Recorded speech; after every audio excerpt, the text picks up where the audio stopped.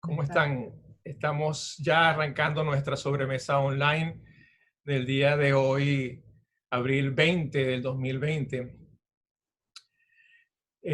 Hoy tenemos un tema muy interesante que estaremos compartiendo con nosotros y unos invitados espectaculares.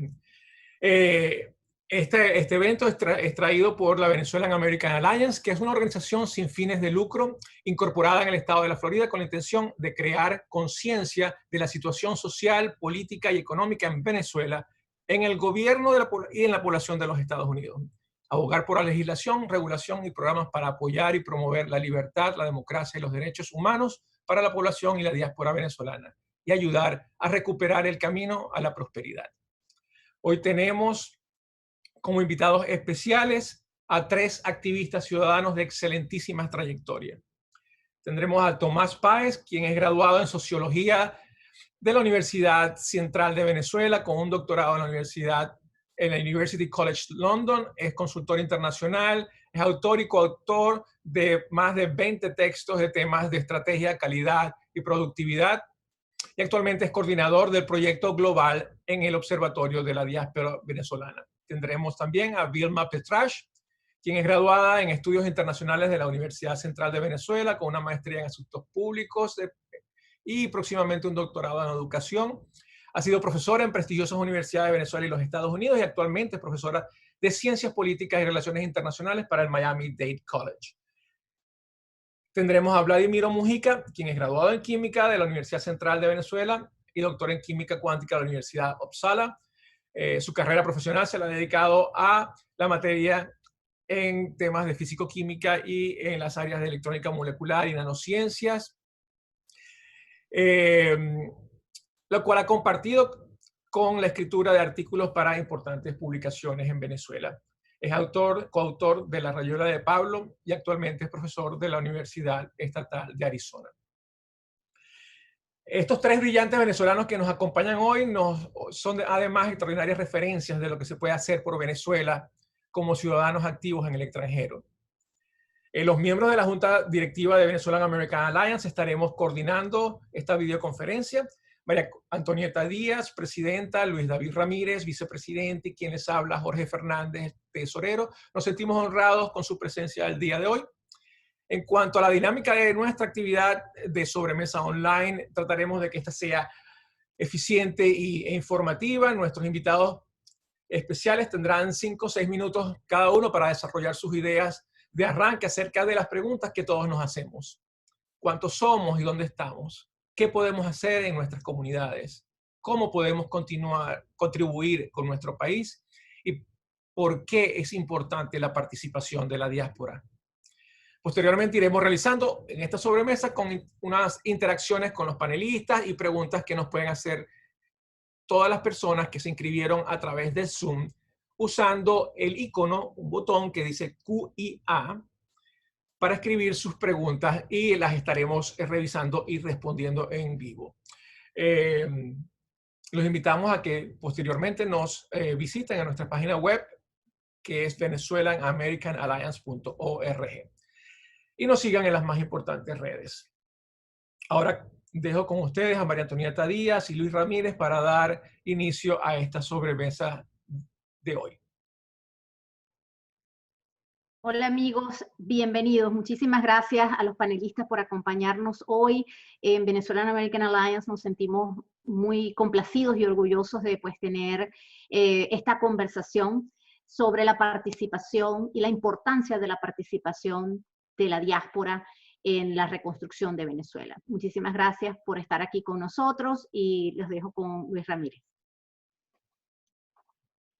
Bueno, buenas tardes a todos. De verdad que muy entusiasmado por estar compartiendo con tanta gente este tópico tan importante. Somos muchos en Venezuela, fuera de Venezuela, y es mucho lo que podemos hacer y queremos compartir y escuchar las ideas que estas 3 personas tan importantes y tan preparadas en la materia pues nos van a dar y que van a abrir. Estoy seguro que van a abrir una discusión bien interesante.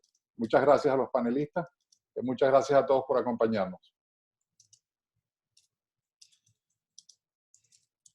Bueno, creo que debemos comenzar dándole la palabra al señor Tomás Páez, para que nos ubique un poco en esa parte que él también maneja, que son los cuántos somos, dónde estamos, qué estamos haciendo en el mundo. Te puedo pedir que me dejen unos minuticos. Es que yo acabo de terminar ahorita un programa de radio con Alexis y ha sido, entonces, preferiría que otros arranquen y yo después intervengo. Si no es molestia. No, para nada. Okay. Vladimiro, entonces te cedo la palabra.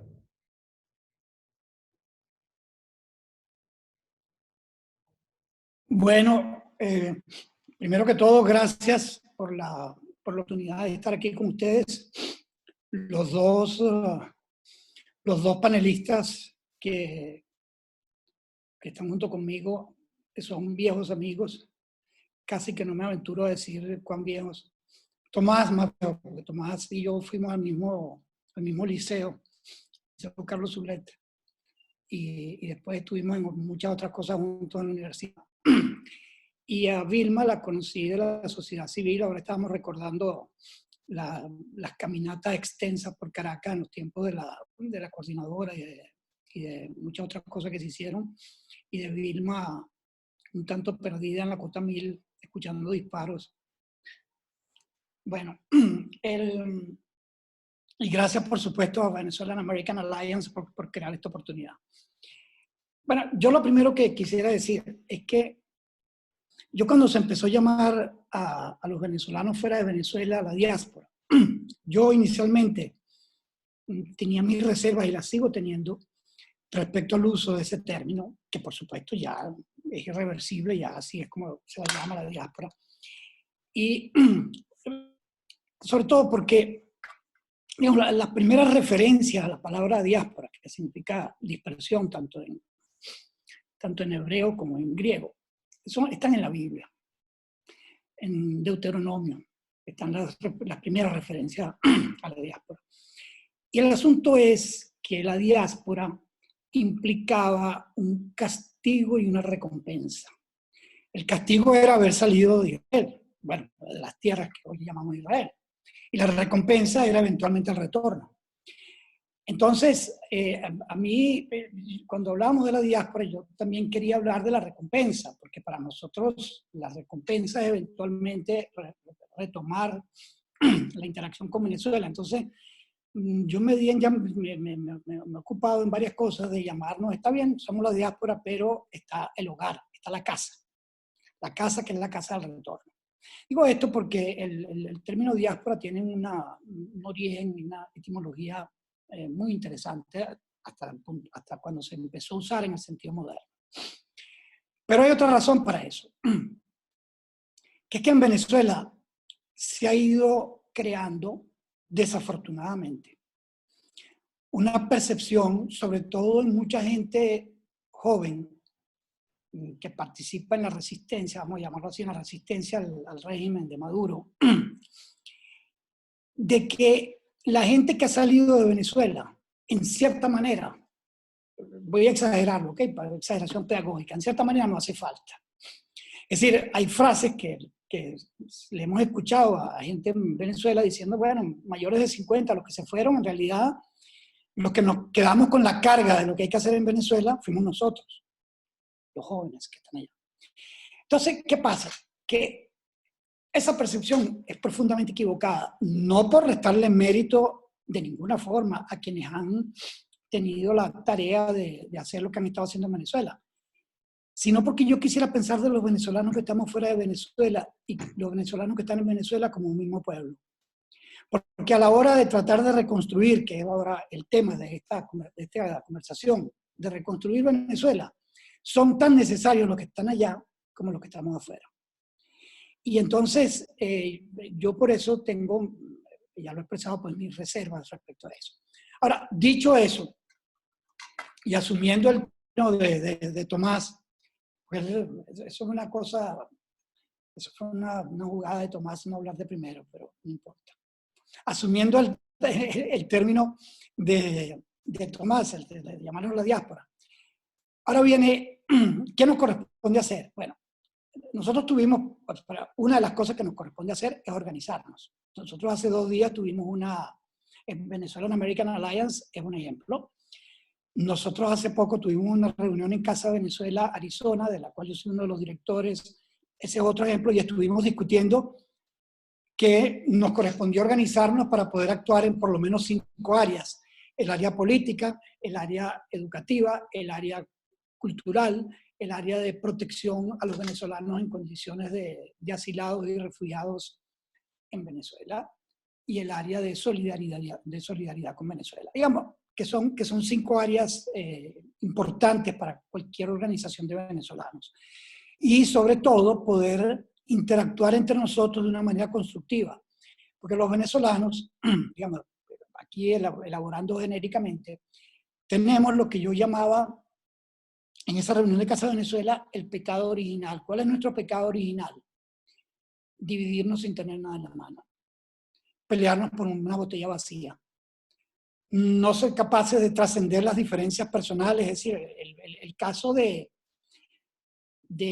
la diáspora, de los conflictos dentro de la diáspora, por motivos que van desde políticos hasta motivos personales, son intensos e increíbles. Algunos de los más notables, a mi modo de ver, tienen que ver con la polarización dentro de la diáspora. Es decir, no nos bastó con que Venezuela se destruyó en buena medida por la polarización que nosotros mismos creamos, sino que dentro de los Estados Unidos, por mencionar un caso, pretendemos polarizarnos en quienes respaldan a los demócratas y quienes respaldan a los republicanos. Quienes respaldan a los demócratas sostienen que los republicanos son fascistas, y quienes respaldan a los republicanos sostienen que los demócratas son criptocomunistas. Entonces, mayor despropósito es muy difícil. Entonces, y ya voy aterrizando en otras cosas, para nosotros poder concretar y poder definir una acción constructiva de la diáspora, hay muchas cosas que nos corresponde resolver. Por supuesto, y ahora voy a tocar el último aspecto, es innegable que la contribución de la diáspora, porque yo tuve esa conversación con Tomás en Madrid, creo, el tema de si nosotros somos carga o contribuimos al progreso de las naciones. Es decir, si los 4 millones de venezolanos que estamos afuera somos más carga que progreso, o un balance, ¿qué es lo que somos? Y él tiene un punto muy fuerte es el problema de hablar de segundo, Tomás. Él tiene un punto muy fuerte en destacar que la contribución de los venezolanos en los sitios donde estamos es muy intensa y muy importante, y eso hay que entenderlo así, a la par que están las situaciones de rechazo a los venezolanos, de todo lo que sabemos. Yo quiero terminar con lo siguiente. En el caso mío específicamente, y con lo que yo hago ciencia, aparte de estas cosas de ejercicio ciudadano. Soy científico, soy investigador. En Venezuela, el aparato científico de investigación y de educación superior ha sido literalmente arrasado. Y es imposible reconstruirlo sin la contribución de los venezolanos que estamos afuera. Entonces, ¿qué nos corresponde también a nosotros? Mantener ese vínculo activo con Venezuela de manera tal que cuando haya que reconstruir los posgrados, es decir, un solo ejemplo, yo fui coordinador del posgrado de química en la Universidad Central durante muchos años, y llegamos a tener 100 estudiantes. Ese posgrado en este momento, si tiene 10 estudiantes, probablemente estoy exagerando, y era un posgrado de primera, y todo eso desapareció como producto de la acción del chavismo. El caso de Intevep, el IBIC, la Universidad de los Andes, la Universidad del Zulia, por supuesto la Universidad Central, la Universidad Simón Bolívar, la Universidad Metropolitana, la Universidad de Oriente, todos son casos que han sido arrasados por el efecto de generación de diáspora, por los malos salarios, por las presiones, por las persecuciones políticas, por no tener proyectos de investigación. Entonces, cuando llegue la hora de rearmar a Venezuela, que llegará presumiblemente pronto, se requiere la participación de todos nosotros de una manera extremadamente activa para que eso sea posible. Termino con eso. Muchísimas gracias, Vladimiro. Como siempre, pues tu intervención, pues excelente. Nos gustaría ahora entonces darle el paso a Tomás Páez para que nos haga una explicación. Nos encantaría conocer, Tomás, un poco sobre lo que están haciendo, lo que han hecho, las investigaciones, lo que significa pues el análisis y lo que ustedes están haciendo. Tomás nos acompaña desde España. Adelante, Tomás.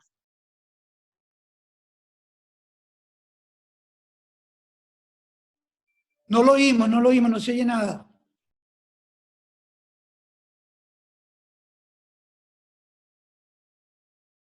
Ahora sí, ahora sí. Ahora sí te oímos, sí.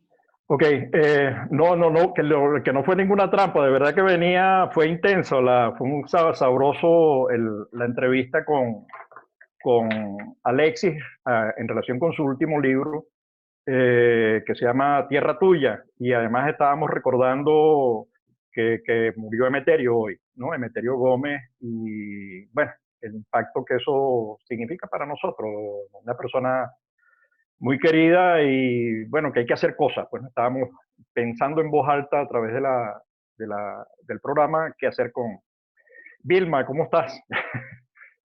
Veo que estás en Estados Unidos porque todas las fotos de tu último viaje que te he venido haciendo el seguimiento me tenían preocupado. Dije, bueno, ya va a llegar a Estados Unidos. Bueno, rápidamente, para un poco animar la discusión. El estado más grande de Venezuela en este momento es la diáspora. Son 6.200.000 venezolanos que están fuera, distribuidos en 300 ciudades y 90 países, ¿no?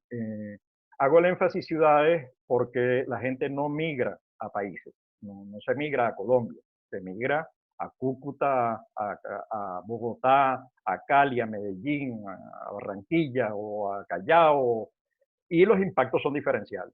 Entonces las políticas con las que hay que trabajar son diferenciales. No es lo mismo 200.000 personas en Bogotá, que son 9 millones de habitantes, que 200.000 personas en Barranquilla. Los efectos son distintos y eso tiene que tenerlo muy presente quien haga política para la diáspora. Algunos principios orientadores, ¿no? Primero, yo creo que lo que hay que decir es que la diáspora ya está trabajando, viene trabajando desde hace un buen rato. No es qué hay que hacer, no, ya la diáspora viene fraguando, viene forjando lo que debe ser una estrategia de gobernanza de la diáspora, ¿no? Que creo que con eso voy a decir 2 o 3 cositas. ¿Cuáles son los principios? En primer lugar, la diáspora es buena, toda diáspora reduce la pobreza global, toda diáspora contribuye al crecimiento de los países, lo está experimentando Colombia, la inversión que está haciendo Colombia, que se agradece en el alma a los 2 millones de venezolanos que han llegado, han sido compensados ampliamente con el aporte al PIB que ha hecho los venezolanos. Lo mismo ha ocurrido en Perú. El aporte al PIB peruano que ha hecho la diáspora venezolana, ya con eso, con la demanda agregada, con la creación de empleo directo e indirecto, etcétera, ya con eso, con el consumo, luz, agua, habitación, transporte, incluso cuando 4 personas duermen en una sola habitación, ahí hay un aporte y una demanda agregada que es vital. Lo mismo está ocurriendo en Chile. Entonces, toda diáspora es buena, toda la diáspora reduce la pobreza global, toda diáspora además enriquece culturalmente, gastronómicamente, etcétera. La diáspora, además, ya se viene articulando a Venezuela, las organizaciones venezolanas, y se ha organizado. Nosotros tenemos contabilizadas más de 1.000 organizaciones diaspóricas en el mundo, venezolanas, que están trabajando en todos los frentes.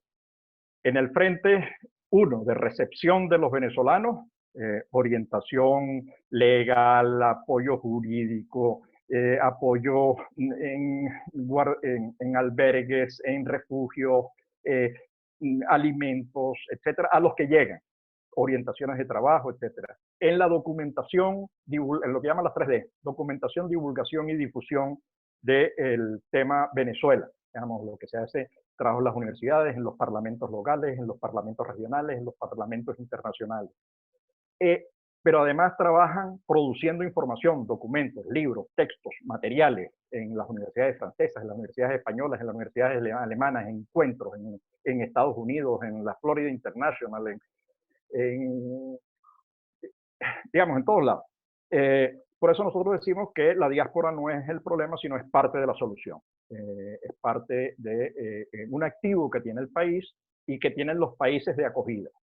Estamos hablando de los programas de emprendimiento que se desarrollan en Colombia, estamos hablando de los planes de ciudadanía, estamos hablando de los planes para formar docentes, periodistas, etcétera, para atacar los temas de la xenofobia. Estamos, digamos, si me pongo a mencionar cada uno de los programas son miles. Pero además la diáspora trabaja articulada a Venezuela, ¿no? ¿Pudiera ser mejor? Sí.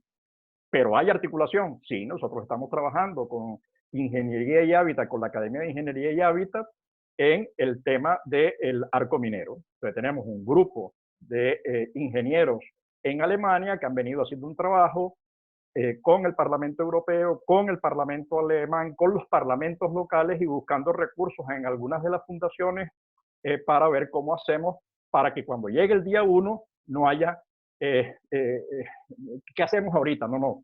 Ya tenemos el plan hecho y ya está gente trabajando y además en las dos puntas. Pero también lo estamos haciendo en el tema de la educación. Hace 2 semanas yo tuve a Carlos Torres, de hecho con coronavirus en su habitación ahí en Miami, y está trabajando con el equipo de Julio Castro en Venezuela para abordar todo el tema del coronavirus. Carlos es infectólogo y está trabajando desde Miami con el equipo venezolano en estos temas. Es decir, lo que quiero decir es, ya se está haciendo, no es qué vamos a hacer. Luego se está haciendo lo siguiente en términos reales económicos. A Venezuela están llegando entre 4.000 y 6.000 billones de dólares año producto de las remesas que envían los venezolanos. Estamos hablando de recursos monetarios, para no contar los recursos que llegan vía medicina, vía aparatos, vía cuotas extras para la reparación de los compresores de neveras, etcétera, etcétera, ¿no?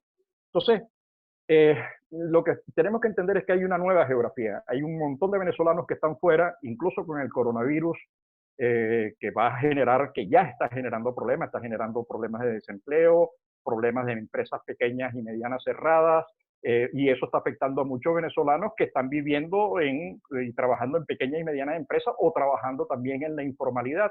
Y algunos están regresando, pero están regresando a un país que no tiene agua, que no tiene electricidad, que no tiene respiradores, que no tiene sino 84 camas para cuidados intensivos.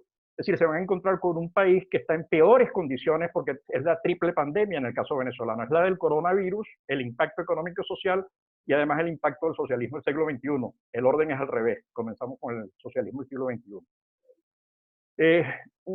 ¿Qué se está haciendo en otros campos? Se está haciendo en el campo de la ciencia y la tecnología, se está haciendo en el campo, en cosas tan tontas como conseguir exoneraciones para que los ingenieros forestales puedan participar en los congresos sin tener que pagar los $800 de inscripción en el congreso. Desde esas tonterías hasta proyectos de mayor alcance. ¿Pudiera ser más fuerte? Sí. ¿Pudiera ser más interesante? Sí. Ahora, eso requiere el concurso de una nueva institucionalidad. Nosotros hemos tenido lo mismo que le pasó a los cubanos. La migración cubana a la que fue denominada, a la que se llamó gusanos, ¿no? Y además caló porque tenías una izquierda global que se encargaba de repartir el concepto. En el caso de la venezolana intentó venderse la idea de que eran clase media, los ricos que no querían entender que el socialismo era una cosa buena que beneficiaba a la sociedad. Ahora el gobierno intenta llamarlos lavarretretes, ¿no? Entonces, desde el gobierno nunca hubo ningún apoyo ni ninguna posibilidad de conexión con la diáspora. Ahora, resulta que nosotros tenemos también dificultades para conectarnos con la diáspora, con las organizaciones políticas y sociales e instituciones democráticas que quedan en el país. Pongo un ejemplo. La última ley de ciencia y tecnología en Venezuela no contempla a la diáspora, es decir, al 20% de la población. Eso es llamativo. Si yo hago una ley de ciencia y tecnología y me olvido que tengo gente en el Silicon Valley o gente trabajando en Texas o gente trabajando en Nueva York en universidades o en Boston, que tengo un montón, es un absurdo. Pero bueno, exacto, la diáspora no existe para ciertos sectores. Entonces las universidades que deberían estar pensando en cómo utilizo yo esa capacidad humana que está afuera. Pero eso también pasa por el sector privado. Es decir, está pensando el sector privado. Nosotros hemos creado la diáspora de Carabobo, estamos trabajando en la diáspora zuliana y más escuetamente, digamos, más lentamente en el caso de la diáspora de Lara.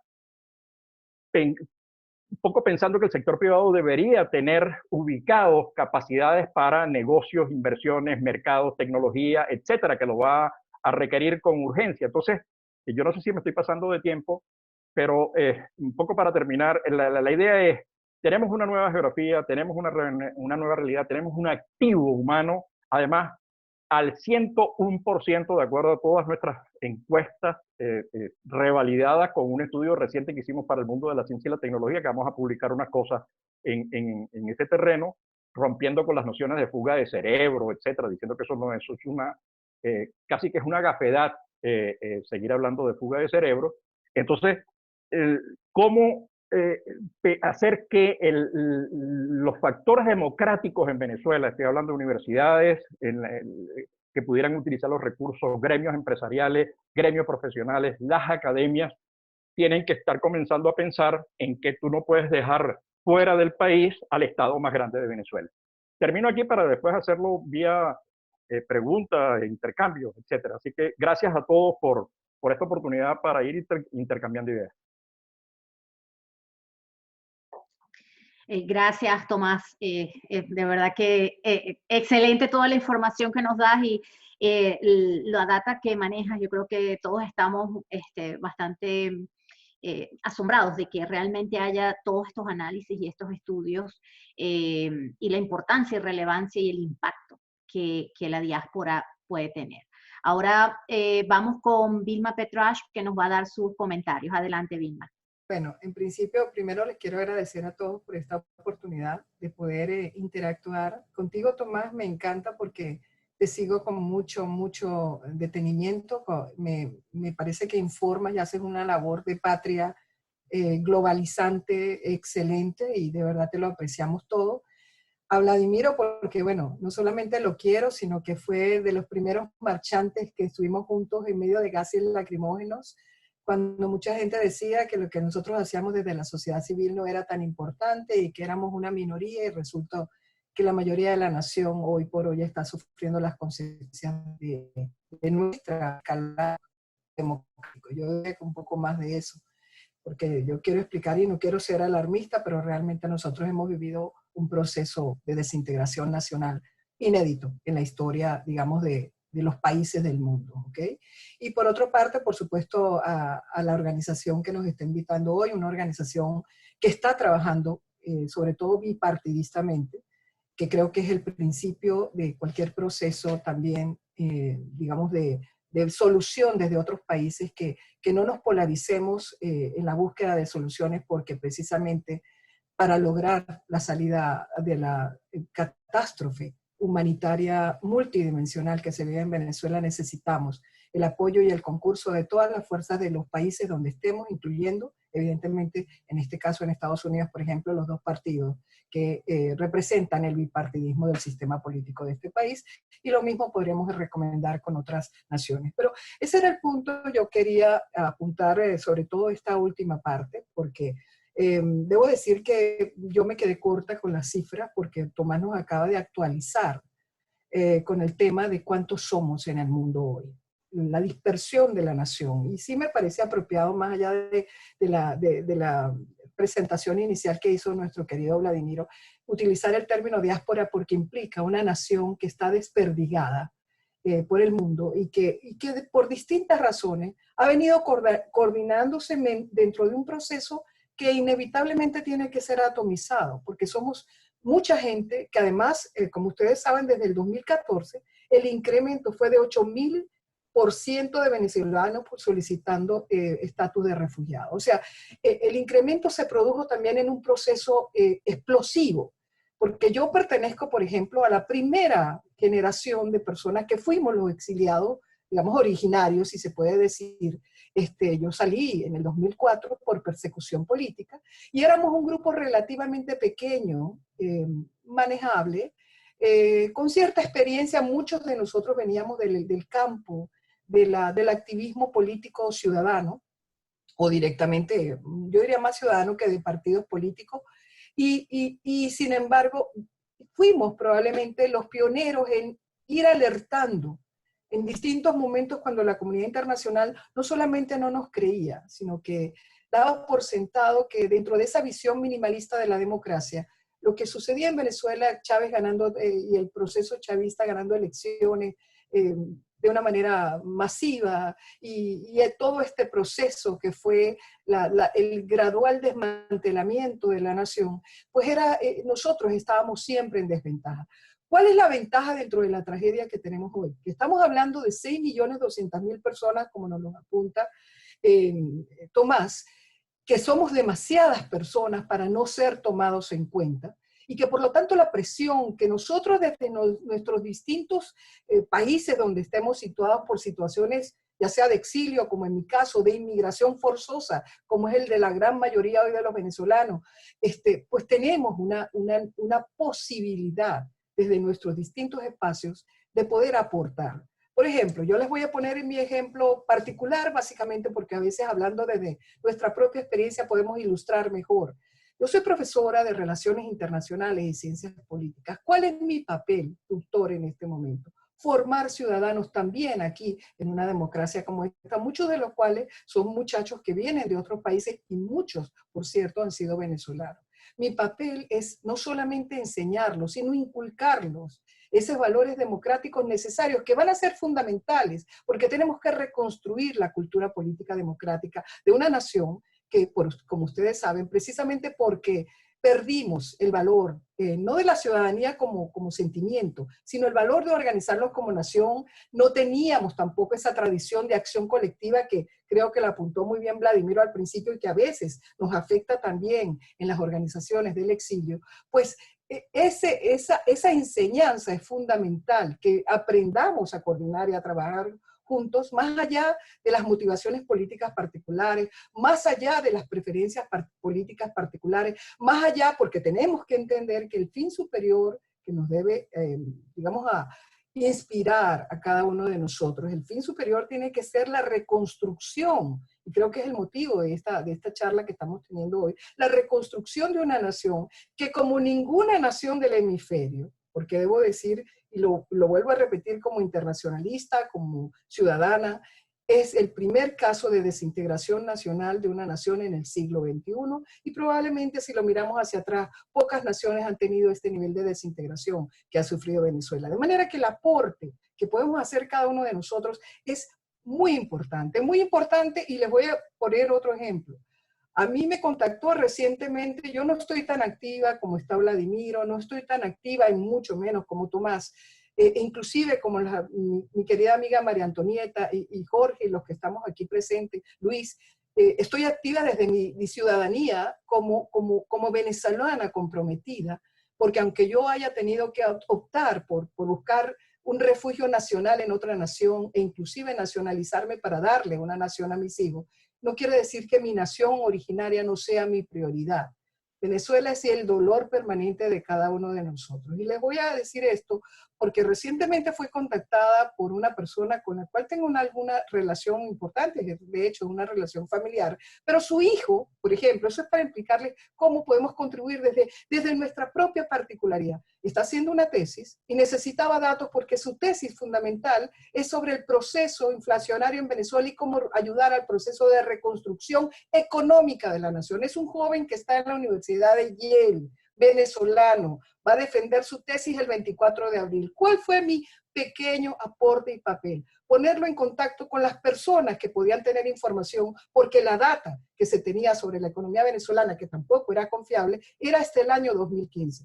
Lo puse en contacto, por lo tanto, con personas adecuadas que podían, por ejemplo, el diputado hoy en el exilio, José Guerra, que tenía una información necesaria, porque ese tipo de estudios, así como el trabajo extraordinario que hace Tomás, ese tipo de estudios de un joven economista que hoy está en Yale University y ya va a entrar en la universidad, ya fue becado para entrar en MIT, son venezolanos, hijos de la diáspora, por cierto, porque sus padres se vinieron en exilio y hoy por hoy tienen la oportunidad de, con su conocimiento y el propio amor y la pasión y el interés por Venezuela que les está inyectando sus padres, dedica su tesis para graduarse de economista en una universidad norteamericana a un proceso que puede significar un estudio fundamental para generar un probable estudio de reconstrucción de la economía venezolana. Yo creo que todos estos aportes, y lo pongo como ejemplo, porque aunque nosotros sintamos que por distintas razones, a veces hasta por razones de que tenemos que ocuparnos de nuestras familias, de nuestros trabajos, porque también podemos estar afectados por las situaciones que vivimos en los países y la propia necesidad nuestra de podernos insertar en otro proceso nacional que no es nuestra nación originaria. Sin embargo, desde nuestra propia particularidad podemos contribuir, aportar. ¿Para qué? Para generar ese granito de arena necesario para el cambio que vamos a necesitar con el concurso de toda esta energía extraordinaria de profesionales que tenemos en el resto del mundo. Y yo quisiera cerrar con esto porque otro de los puntos que podemos hacer, y esto ya lo voy a decir desde el término de la internacionalista que soy por formación en la Universidad Central de Venezuela, es que la crisis humanitaria venezolana tiene que ser dimensionada internacionalmente en su verdadera dimensión, y esto es un papel de alguien como Tomás que ha hecho un papel extraordinario informativo, pero por ejemplo, está claro que los organismos internacionales probablemente, porque el hemisferio no estaba preparado para una crisis de estas dimensiones, no tiene los recursos infraestructurales e institucionales para responder a la dimensionalidad de esta crisis. ¿Y por qué lo digo? Comparativamente hablando, nosotros hoy por hoy, y más por lo que está apuntando Tomás, ya somos probablemente la peor crisis humanitaria del planeta, pero también somos la crisis humanitaria más subpagada del planeta. ¿Qué quiere decir eso? Si comparamos con lo que recibe un refugiado sirio, es aproximadamente 2.000, a veces tengo cifras que hablan hasta de $3.000 per cápita. El caso venezolano es realmente dramático. Lo que hemos podido recabar en ayudas para ayudar precisamente, porque no es solamente al refugiado, sino al país receptor que necesita esos recursos precisamente para disminuir la presión económica que representan esos refugiados y para disminuir también esos brotes de xenofobia que pueden generarse por la impresión que queda en el nacional del otro país, que el venezolano viene a ser una carga y no, como dice Tomás, una diáspora que realmente está aportando a esa nación. De manera que también otro de los papeles que podemos hacer es desde nuestra visión como ciudadanos en cada uno de los países en los que estemos insertados y también dentro de la posibilidad de comunicarnos con las personas que tengan influencias en estos organismos internacionales, darle verdadera dimensionalidad de crisis de refugiados sin precedentes como la que se ha vivido en Venezuela y por lo tanto buscar la generación de los recursos necesarios. Sé que, por cierto, no estamos viviendo el mejor momento para esto, dado lo que se está presentando actualmente con el COVID-19. Pero precisamente, luego del COVID-19, la crisis humanitaria venezolana va a seguir y, por lo tanto, tenemos que, más que nunca, tener nuestros esfuerzos orientados a que esa crisis humanitaria tome la dimensionalidad y se asuman las responsabilidades que la misma implica para las naciones involucradas y, por supuesto, para los venezolanos que estamos en la diáspora. Gracias. Muchísimas gracias, Vilma. Excelente. Vladimiro nos levantó la mano. ¿Quieres participar en algo, Vladimiro, o es simplemente Sí. error? Adelante. No, levanta la mano para decir. Mira, yo me quiero referir, porque la estaba viendo aquí, a la columna de preguntas y respuestas.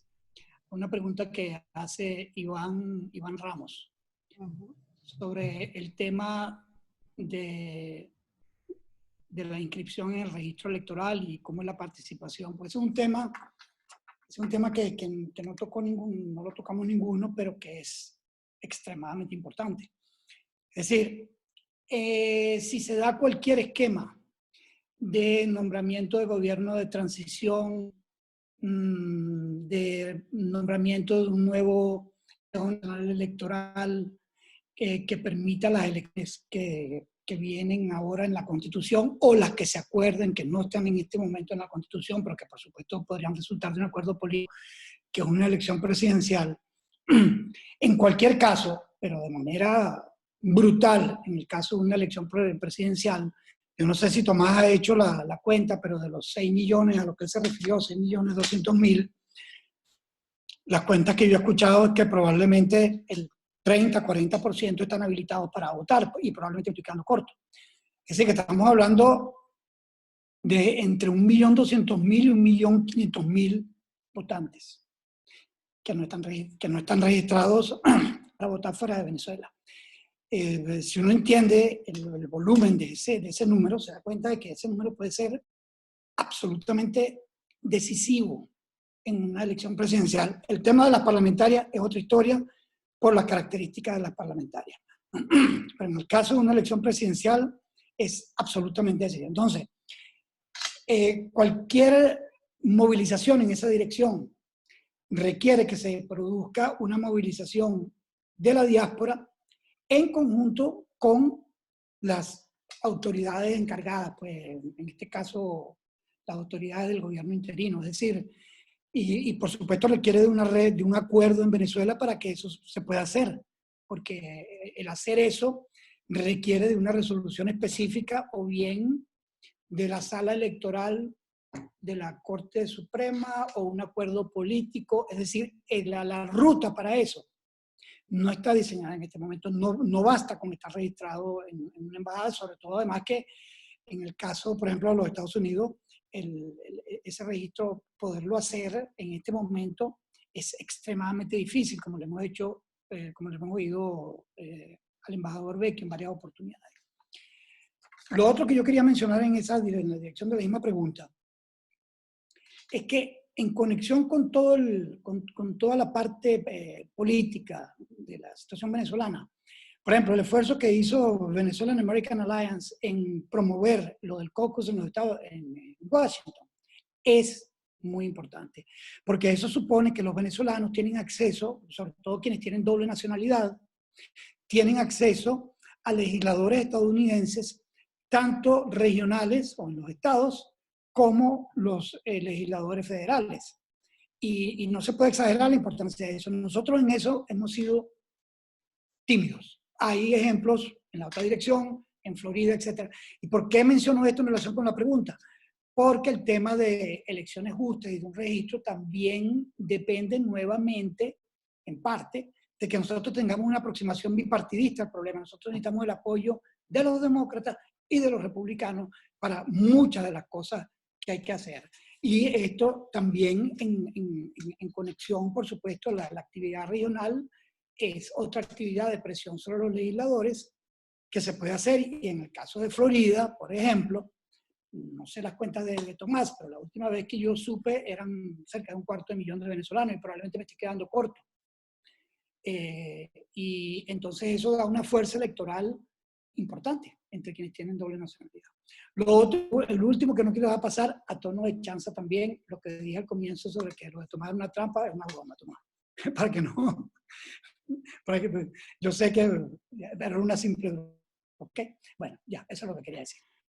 Muchísimas gracias, Vladimiro. Bueno, con respecto a ese tema, yo quiero anunciarles que estamos organizando un foro que va a ser un encuentro con el Venezuela Democracy Caucus. Va a ser un foro vía, no lo vamos a hacer vía Zoom, lo vamos a hacer abierto, va a ser en vivo.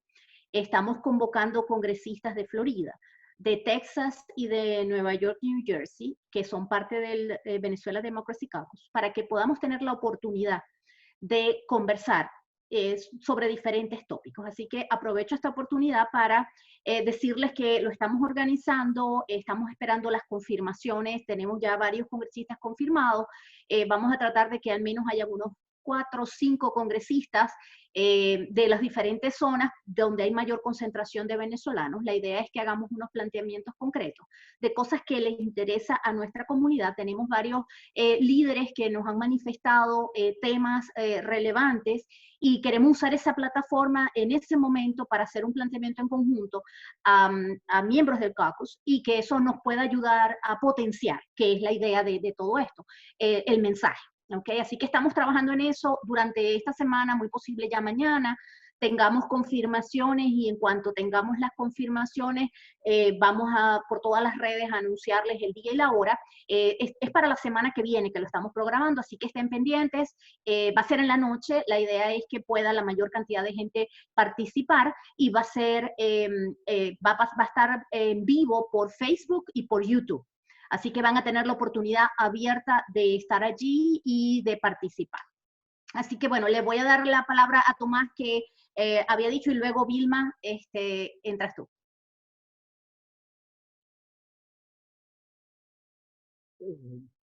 Estaba leyendo las preguntas. Comienzo con aquellas como más fáciles. En el caso de la diáspora zuliana, eso lo está coordinando la profesora Patricia Gilesú, quien fue decano de la Facultad de Economía y directora del posgrado de Economía de la Universidad del Zulia. Va a participar la Cámara de Industriales. En este momento todo está, bueno, está en el virus chino, pues, ¿no? En el caso de, se ha avanzado un poco, pero ahí está la Cámara ya trabajando, la Universidad del Zulia, la Cecilio Acosta también se incorpora. Entonces, bueno, creo que vamos a tener allí el trabajo. En el ámbito social, se vienen desarrollando varios proyectos. Incluso en la propia Miami, en el propio estado de Florida, hay grupos de trabajo que han venido pensando qué es lo que se puede hacer en educación, qué es lo que se puede hacer en el campo de la sociedad civil, en la relación con el Estado. En España hay grupos trabajando en el tema de la educación y en el tema de la salud. Tenemos un grupo de médicos que además están trabajando con el coronavirus como aporte de los venezolanos, y lo mismo está ocurriendo en Italia. Es decir, ¿qué es lo que podemos hacer en el sector salud? Lo que pasa es que necesitamos esa conexión con Venezuela, que es porque desde afuera, si no tienes interlocutores dentro, es como una reflexión que queda en el aire y sujeta a las presiones que puedas ejercer para que el otro te escuche, ¿no? Pero bueno, en aquellos casos como la Cámara de Industriales de Carabobo, con el proyecto de emprendedores que arrancó en Colombia con experiencia piloto en Bogotá, ese se va a extender a toda la región. Esperamos además que el proyecto Challenge USAID BID permita reforzar los esfuerzos que se están haciendo en el ámbito social. Se están también trabajando en la inserción de los venezolanos profesionales en las zonas deprimidas. Es decir, en Argentina, por ejemplo, se están enviando médicos, pediatras, taxistas, albañiles, gente con niveles no calificados, pero calificados en términos académicos, digo, ¿no? Porque a mí eso me da miedo. Un ingeniero petrolero, después de 12 años de experiencia, eso equivale como a 3 doctorados, ¿no? Entonces, el tema de los estudios y la experiencia hay que pensarlo muy bien. En relación al plano político, me preguntan, yo creo que el plano político tiene como varias aristas. La primera es, la mayoría de los venezolanos que se fue hasta ahora, a menos que el coronavirus cambie el panorama, no va a regresar a Venezuela. Están haciendo su vida afuera. Muchos se fueron como padres, hoy son abuelos, han conseguido unos buenos trabajos, unas buenas relaciones, etcétera. Y además no le convendría al país que regresaran todos de un solo guamazo, porque no hay electricidad, no hay agua para aguantar a tanta gente.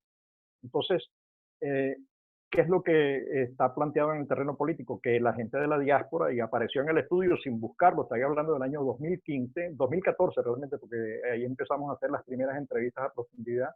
Dice, bueno, pero ya nosotros tenemos la experiencia italiana, tenemos la experiencia francesa, tenemos la experiencia ecuatoriana, nosotros queremos una representación política de la diáspora en el Parlamento venezolano. Eso significa una modificación del marco legal, pero hay interés en hacerlo, así como los diputados del exterior italianos. Tuvimos la última en Venezuela, fue Marisa Bafile, de la Voce de Italia, fue diputado en representación de la diáspora italiana en Latinoamérica. Entonces ahí hay un tema, yo creo que Vladimiro lo dijo claramente, nosotros tenemos nada más 107.000 inscritos en el registro electoral permanente.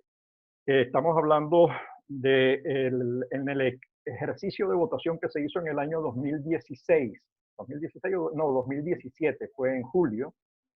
De los 7 millones, casi 8 millones de votos, los votos del exterior representaron el 10% de ese lote. Eso significa que de allá para acá han salido aproximadamente 1.200.000 personas por año. Eso significa que estaríamos hablando de que entre el 12 y el 15% de los votos en Venezuela para una opción democrática vienen del exterior. Así que cualquier negociación que se haga tiene que contemplar esa realidad. Entonces, uno, elección y participación directa como representantes en el Parlamento, y dos, el tema del registro electoral, y no solamente para participar en la elección de presidentes, sino también, como ha hecho España, la elección de gobiernos regionales desde el exterior, porque bueno, ahí tienes familia, tienes amigos, formas parte, eso lo hacen los canarios, lo hacen los gallegos en Venezuela y lo hacen los italianos cuando votan. Entonces, bueno, esos son sistemas modernos en los que está pensando.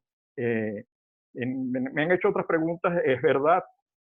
Yo creo que la situación de Venezuela que describió muy bien Vilma, bueno, de la cual se ha hablado, que todos conocen también, nosotros recuperar el país nos va a costar Dios y su ayuda. La industria petrolera está no en el suelo, sino en el subsuelo. Ya eso no es recuperable, digamos, o por lo menos no es recuperable como la gente lo pensaba antes, y vas a necesitar la participación de miles de actores, y en educación, y en salud, y en infraestructura, y en electricidad, y en internet, y cada una de esas cosas es plata y es inversiones. Entonces, claro que es una tremenda posibilidad para los venezolanos que están fuera, para las redes que han construido los venezolanos, financieras, de inversionistas, sectoriales, etcétera. Por eso decimos que la diáspora es parte de la solución. A Colombia le interesa un país como Venezuela generando un negocio binacional de 8.000 millones de dólares. Hoy está en 300 millones de dólares. Entonces esos venezolanos que están allá, que son vaquianos, que conocen los dos mercados, van a ser una pieza fundamental en el proceso de reconstrucción, en el proceso de inversión conjunta, en el proceso de internacionalización y transnacionalización, en el proceso de difusión tecnológica, en el proceso de búsqueda de recursos, etc. Entonces yo creo que allí hay ese potencial, y es lo que le tenemos que decir a nuestra dirigencia social y política. Nosotros necesitamos una institución, así como creamos en el 38 una institución para atraer inmigrantes, para sistematizar la cosa. Ahora necesitamos una institución ágil, flexible, que no puede estar solo en manos de los partidos políticos, sin excluirlos, porque yo creo que no hay democracia sin partidos, pero necesitamos una participación de los actores privados, de la sociedad civil, de los gremios empresariales, de las cámaras, una cosa muy ágil que permita entender y aprovechar esas capacidades múltiples que están en 300 ciudades en el mundo. Entonces, de eso se trata, es un buen negocio en donde ganan todos, el migrante, el país de origen y el país de acogida. Muchísimas gracias, Tomás. Le vamos a dar la palabra a Vilma, que nos quiere hacer unos comentarios, y luego entonces Luis nos va a leer, vamos a hacer las preguntas para tratar de responder la mayor cantidad de preguntas del público. Adelante, Vilma. Bueno, yo en realidad mi comentario tiene que ver con una respuesta a algunas preguntas. María Cristina, por ejemplo, habla de que si la desintegración venezolana, ¿cómo se compara con la de Irak, Yemen o Siria? Yo le diría que lo más impresionante de este proceso, que seguramente todos nosotros nos hemos estado informando sobre esto, es que no hay una guerra. Bueno, podríamos hablar, como creo que en algún momento se lo leí a Tomás, que se trata de la guerra del gobierno contra la sociedad, porque es realmente lo que hemos vivido. Entonces el proceso no se compara con ningún otro, porque no hubo un esfuerzo de guerra, y sin embargo los estragos de la nación, porque el proceso de destrucción y de desmantelamiento institucional es a todo nivel. Estamos hablando de la desintegración del Estado. De hecho, yo quiero decirles que obviamente uno se ocupa también de estudiar estas cosas a través de un libro que la profesora María Teresa Romero me permitió, me propuso estar con ella en el libro. Yo hice un estudio de lo que fue el proceso de relaciones bilaterales entre Estados Unidos y Venezuela en las dos últimas administraciones, incluyendo esta y la anterior, sobre todo, las dos administraciones. Y una de las cosas que nosotros podemos ver en este proceso es que el proceso venezolano de desintegración que se venía detectando ha generado lo que podríamos llamar un Estado fallido criminal. Y eso es lo que estamos viendo, y probablemente las respuestas que hemos visto increciendo por parte de los gobiernos, tanto la administración anterior, que comenzó de una manera un poco menos agresiva, hasta este proceso de la nueva administración, tienen que ver con el proceso de desintegración de Venezuela como Estado fallido criminal. Y si a eso le agregamos el tema de la crisis de refugiados, una crisis humanitaria compleja nunca vista en el hemisferio, evidentemente estamos hablando de algo que se le escapó de las manos, repito, a todas las organizaciones interamericanas, inclusive a las organizaciones internacionales que están mucho más acostumbradas a trabajar en África, a trabajar en otras, en Asia, pero no a trabajar en el Medio Oriente, pero no a trabajar en una crisis en el contexto continental americano. De manera que por eso yo repetía que tendría una de las partes más importantes, porque, por ejemplo, a mí me impresiona que de toda la ayuda, el financiamiento solicitado por ACNUR en 2019 era de 158.2 millones solicitado, no necesariamente que se ha dado esa cantidad de dinero.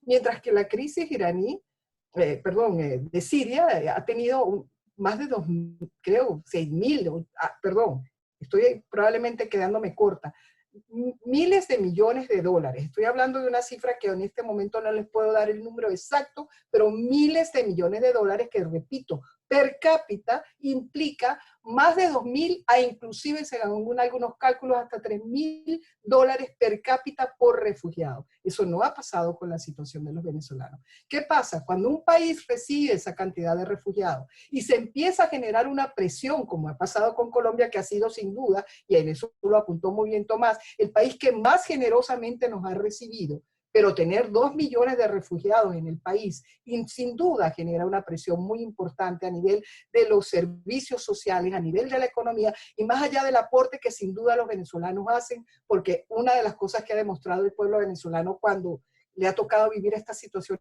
tan terribles es que son profundamente creativos, profundamente trabajadores y que tienen una gran ética laboral.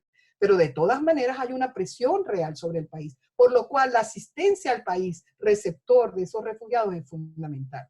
Entonces yo creo que ese es uno de los puntos que nosotros tenemos que ayudar a reforzar, sobre todo a nivel de mayor conciencia. Por eso fue tan importante, Vladimiro, Tomás y todos los que estamos aquí presentes, que la señora Bachelet fuera a Venezuela, para que hiciera un reporte real de la dimensionalidad de la crisis y lo que eso implica y por qué, en consecuencia, se iban a seguir aumentando la cantidad de venezolanos al punto que desde el año pasado para acá, y lo dice claramente Tomás con sus cifras, hablábamos de 4,5 millones o 4 millones el año pasado y ya estamos por el orden de 6.200.000. De manera que creer inclusive que, bueno, porque el gobierno ha empezado a liberar un poco por el tema de las sanciones, a liberar la economía, eso ha generado una vuelta.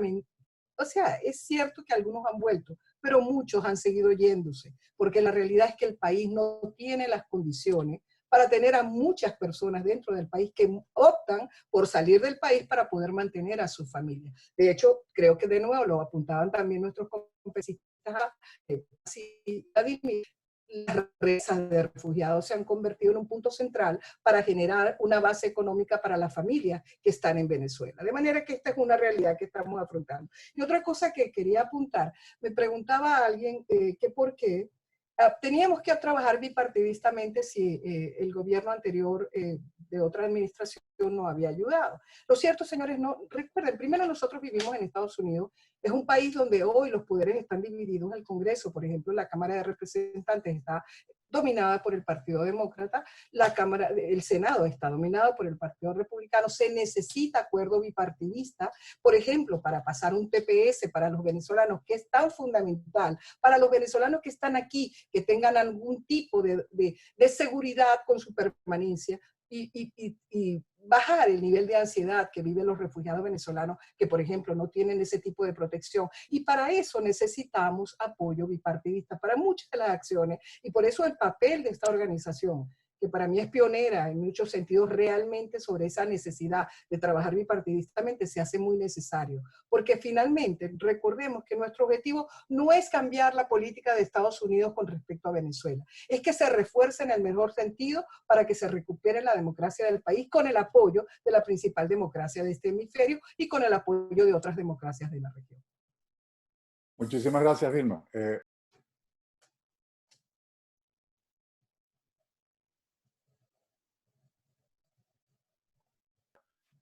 Disculpen. Gracias, Vilma. Estaba diciendo Tomás, que siendo tú la persona que seguramente ha recopilado, yo estoy convencido de ello, más información sobre la diáspora, hay varios participantes que están interesados en acceder a esas fuentes de información. Si tú puedes compartir con nosotros cómo la gente puede acceder a ello, probablemente lo puedas escribir en el chat compartiendo con todos los panelistas y participantes. Sería de ayuda si es que nos vas a dar alguna página web. ¿Hay algo que nos puedas decir, comentar al respecto, por favor? A ver, ¿me escuchan? Ok, Sí, no, correcto. nosotros tenemos, por un lado, una página Facebook de la diáspora, que es la voz de la diáspora venezolana, y tenemos el Twitter de la voz de la diáspora. Entonces, cualquier consulta que nos quieran hacer, eh, allí la atendemos, ¿no? Nos escriben y por vía mensaje y vamos atendiendo. ¿Por qué? Porque nosotros, y eso forma parte del trabajo de la diáspora, el trabajo se ha hecho con las uñas, ¿no? Entonces la información se ha hecho fundamentalmente pensando en el trabajo interno. Entonces nosotros tenemos, por ejemplo, los estudios particulares sobre ingenieros en Argentina. Pues eso lo tenemos. Pero si alguien lo solicita para beneficio propio, para venta, etcétera, entonces nos cuidamos mucho porque ha sido un trabajo hecho con las uñas, ¿no? Incluso sin recursos. Entonces, para nosotros la información la compartimos en la medida en que se va a utilizar de manera adecuada y no para fines privados, que al final uno termina haciendo un estudio de mercado a una empresa que además pudiendo aportar recursos no lo hace y resulta que nosotros tenemos que rasguñar para conseguirlo, ¿no? Lo hemos planteado al Bid Challenge, etcétera. Entonces la respuesta es comuníquense con nosotros, se ponen en contacto y vamos suministrando la información. En algunos casos ya es información pública, por ejemplo la que hicimos sobre España con nivel de detalle, edades, sexo, perfiles, etcétera, que es muy útil, pero son estudios que han contado con recursos para poder compartirlo socialmente. Muchas gracias, Tomás. Quería pasar... perdón, Disculpe, yo tengo una pregunta. Tomás, ¿tienes un análisis y un estudio sobre la diáspora en Estados Unidos? Tenemos datos interesantes por estado. Faltarían 2 o 3 cosas, pero digamos que el grueso está hecho.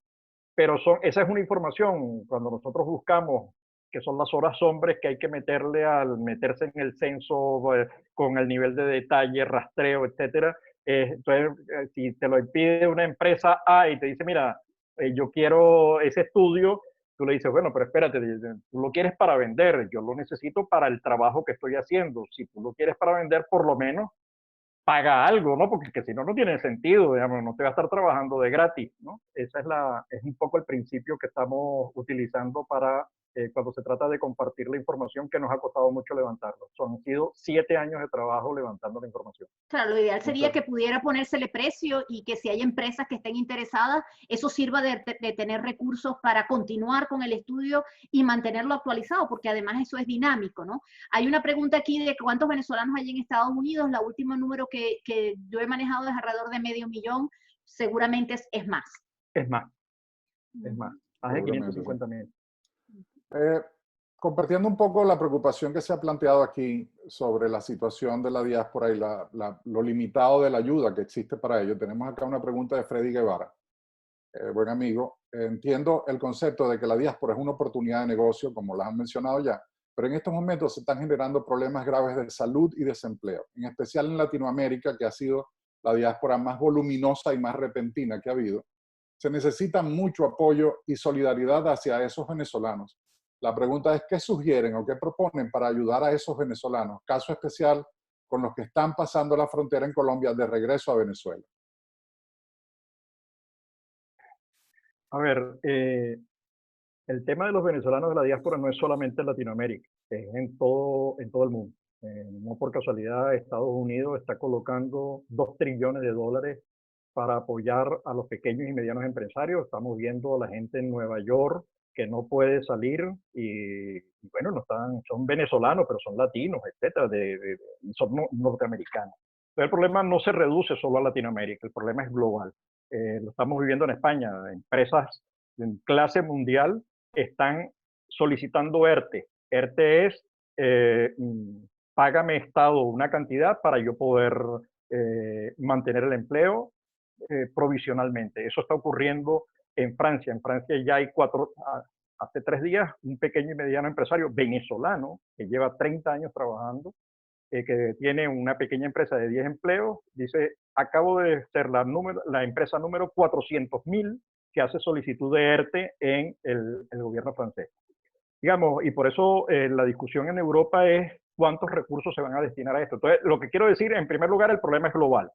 No es solamente a los venezolanos, es a todo el mundo. En particular los venezolanos, porque se hace más profundo, los refugiados venezolanos, de los 6.200.000, 900.000 venezolanos están en la condición de solicitud de asilo, es decir, para la obtención del refugio.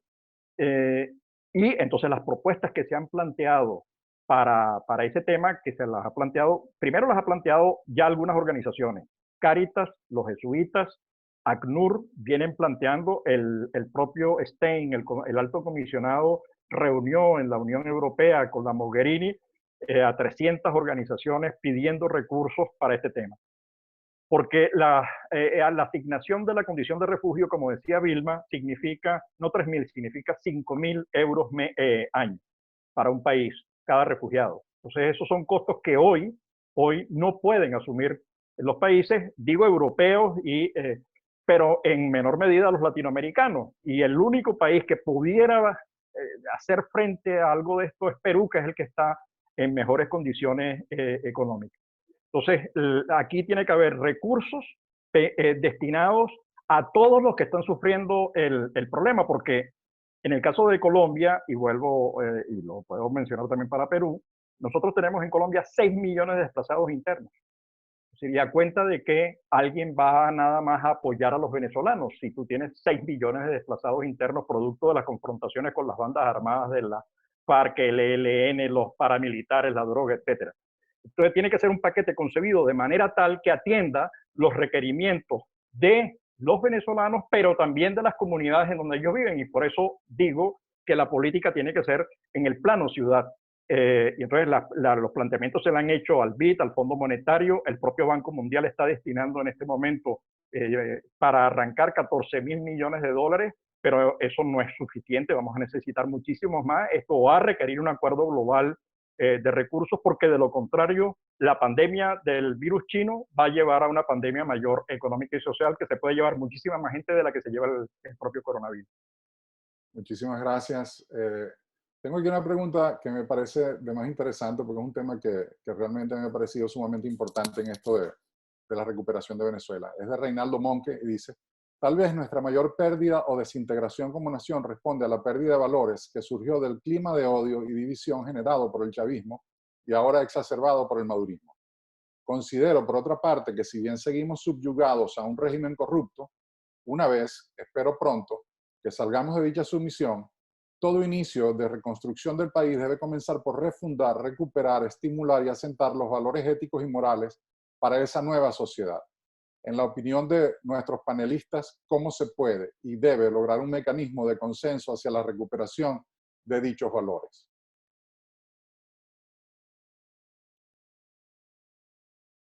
Después quiero decir algo.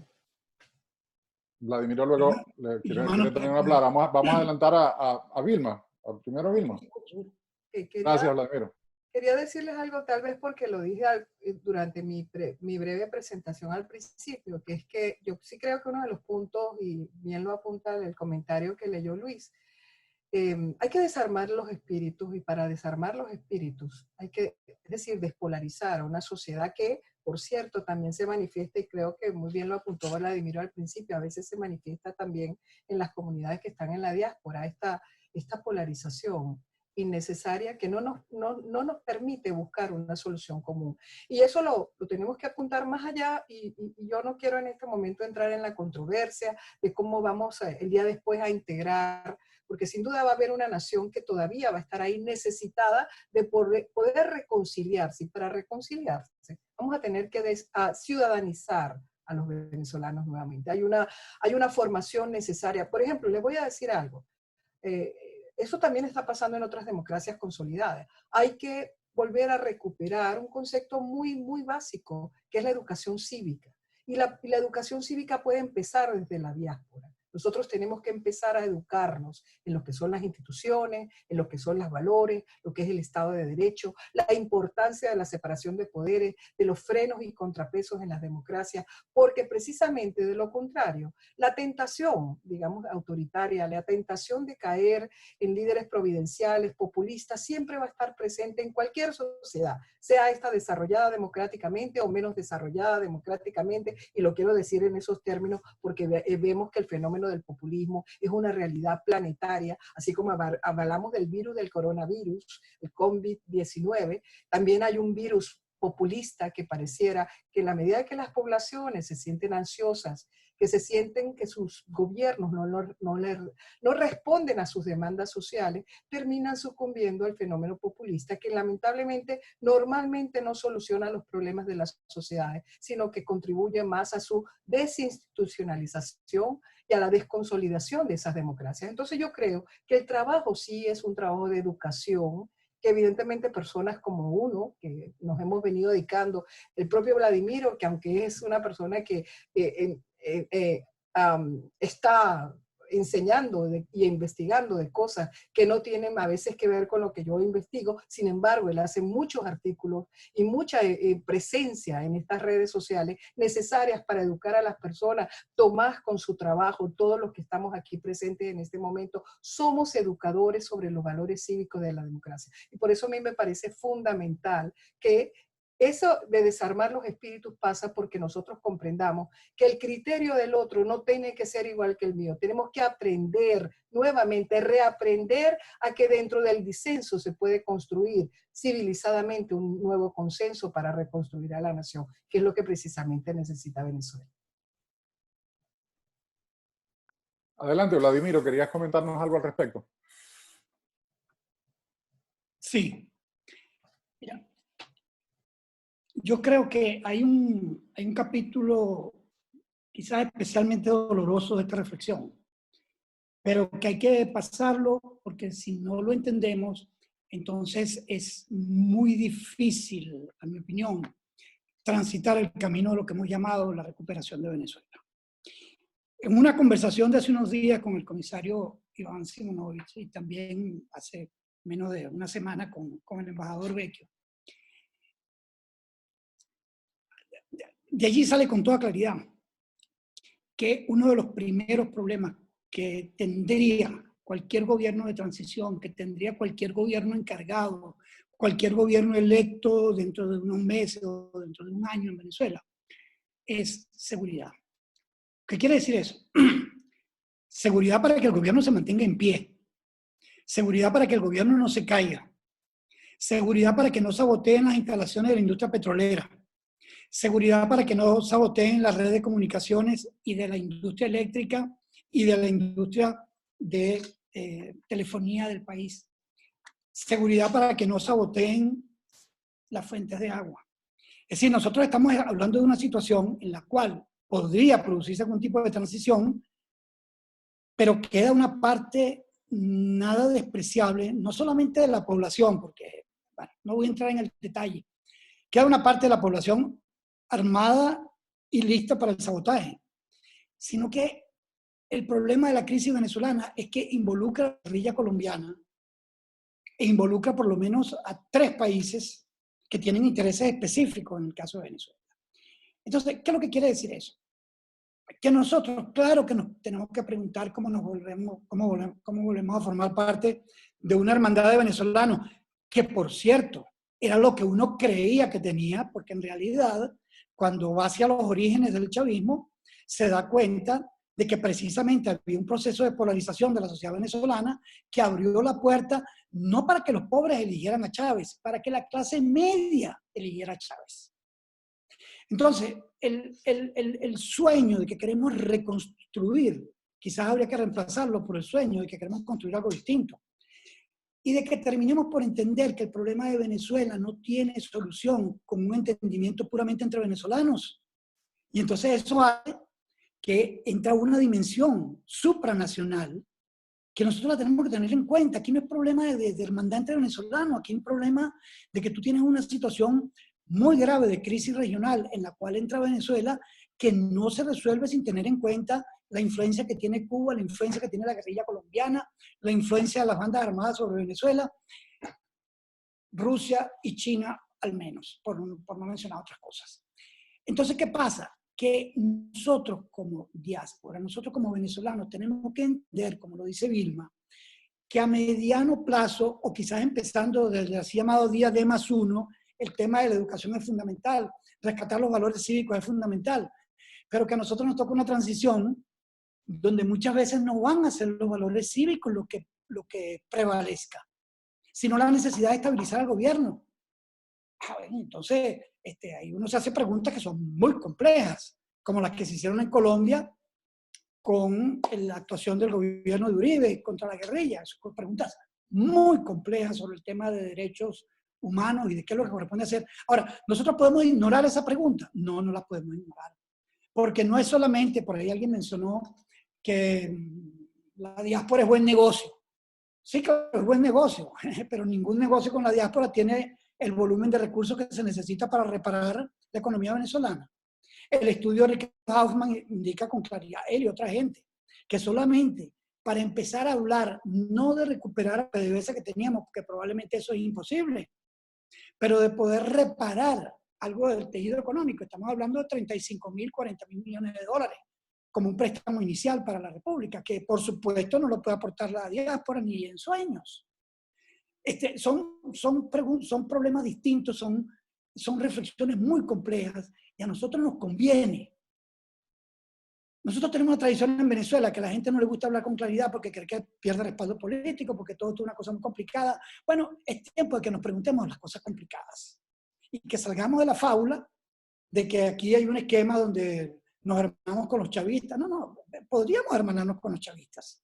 Ese no es el problema. El problema es todo el entramado de violencia y de presión sobre el país. El gobierno que entre lo va a tener que desarticular y esa desarticulación difícilmente se hace agarraditos de la mano.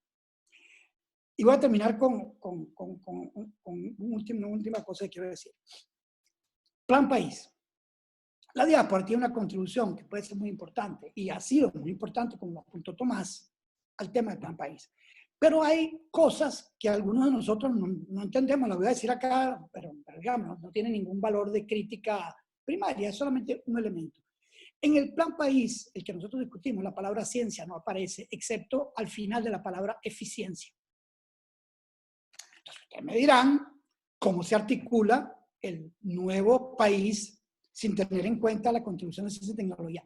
¿Esa es la labor del día D+1? No, no lo es. ¿Esa es la labor del día D+7? No, no lo es. Pero es algo que tú tienes que emprender y tener en cuenta porque si no, el tema de la contribución de la diáspora, que Tomás apuntó, que las universidades tienen que entender, el Internet tiene que entender, bueno, entra en una especie de caja hueca, donde no puede estar. Y entonces, todas estas cosas no es para desmotivar ni para desanimar, es para que entendamos la complejidad de lo que vamos a tener por delante en el así llamado día D+1 o D+7, como ustedes lo quieran llamar.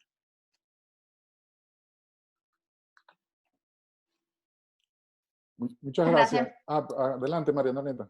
Gracias, Luis. Yo quiero hacer acotación a una pregunta que nos hace Diana. Ella pregunta a Venezuelan American Alliance qué tan avanzada está la petición del DED. DED es Defer Enforced Departure para los venezolanos en USA. Entre las alternativas que se han manejado, además de el TPS, que sabemos que por un tema político pues está trabado en el Senado, está el DED, que el primero que escuchamos hablar de esa opción fue a Marcos Rubio. Estamos trabajando en una propuesta. De hecho, el foro que vamos a hacer la semana que viene, que les hablé hace un rato, y uno de los planteamientos que está es eso, es planteárselo a los congresistas del Venezuela Democracy Caucus y seguir haciendo presión para tratar de llevar a que haya una resolución. Lo bueno de las investigaciones que hemos estado haciendo sobre el DED, hay un solo país en el mundo que lo tiene, que es Liberia, pero es una decisión netamente de la administración. Es decir, que si el presidente quiere hacerlo, podría firmarlo sin necesidad de que intervenga el Congreso. Pero no vamos a lograrlo si no hay suficiente presión para que la administración tome una decisión. Así que estamos haciendo un trabajo para eso y te invitamos que en el foro pues puedan estar porque es un momento importante para que demos nuestra palabra y estemos allí presentes y hagamos presión como comunidad. Hay otro punto aquí que me parece muy interesante. Hanoi Reyes nos habla, está en Omaha, Nebraska. Este fin de semana la ONG Sin Mordaza empezó a circular la encuesta de cómo el COVID-19 ha afectado a la diáspora. Yo trabajé directamente en el diseño del instrumento y voy a trabajar en el análisis de la misma. ¿Cómo podemos trabajar con ustedes para poder conseguir la ayuda de la diáspora que la diáspora necesita en este momento? Las respuestas que han avanzado, que han empezado a llegar son terribles. Más del 50% de personas sin ningún tipo de ingreso. Ciertamente sabemos que es terrible lo que está pasando y yo creo que es un punto bien importante de tratar de conseguir que el Congreso pueda tomar en cuenta la situación de indefensión que puede estar muchas personas. No sé si alguno de los panelistas quiere agregar algo en este sentido.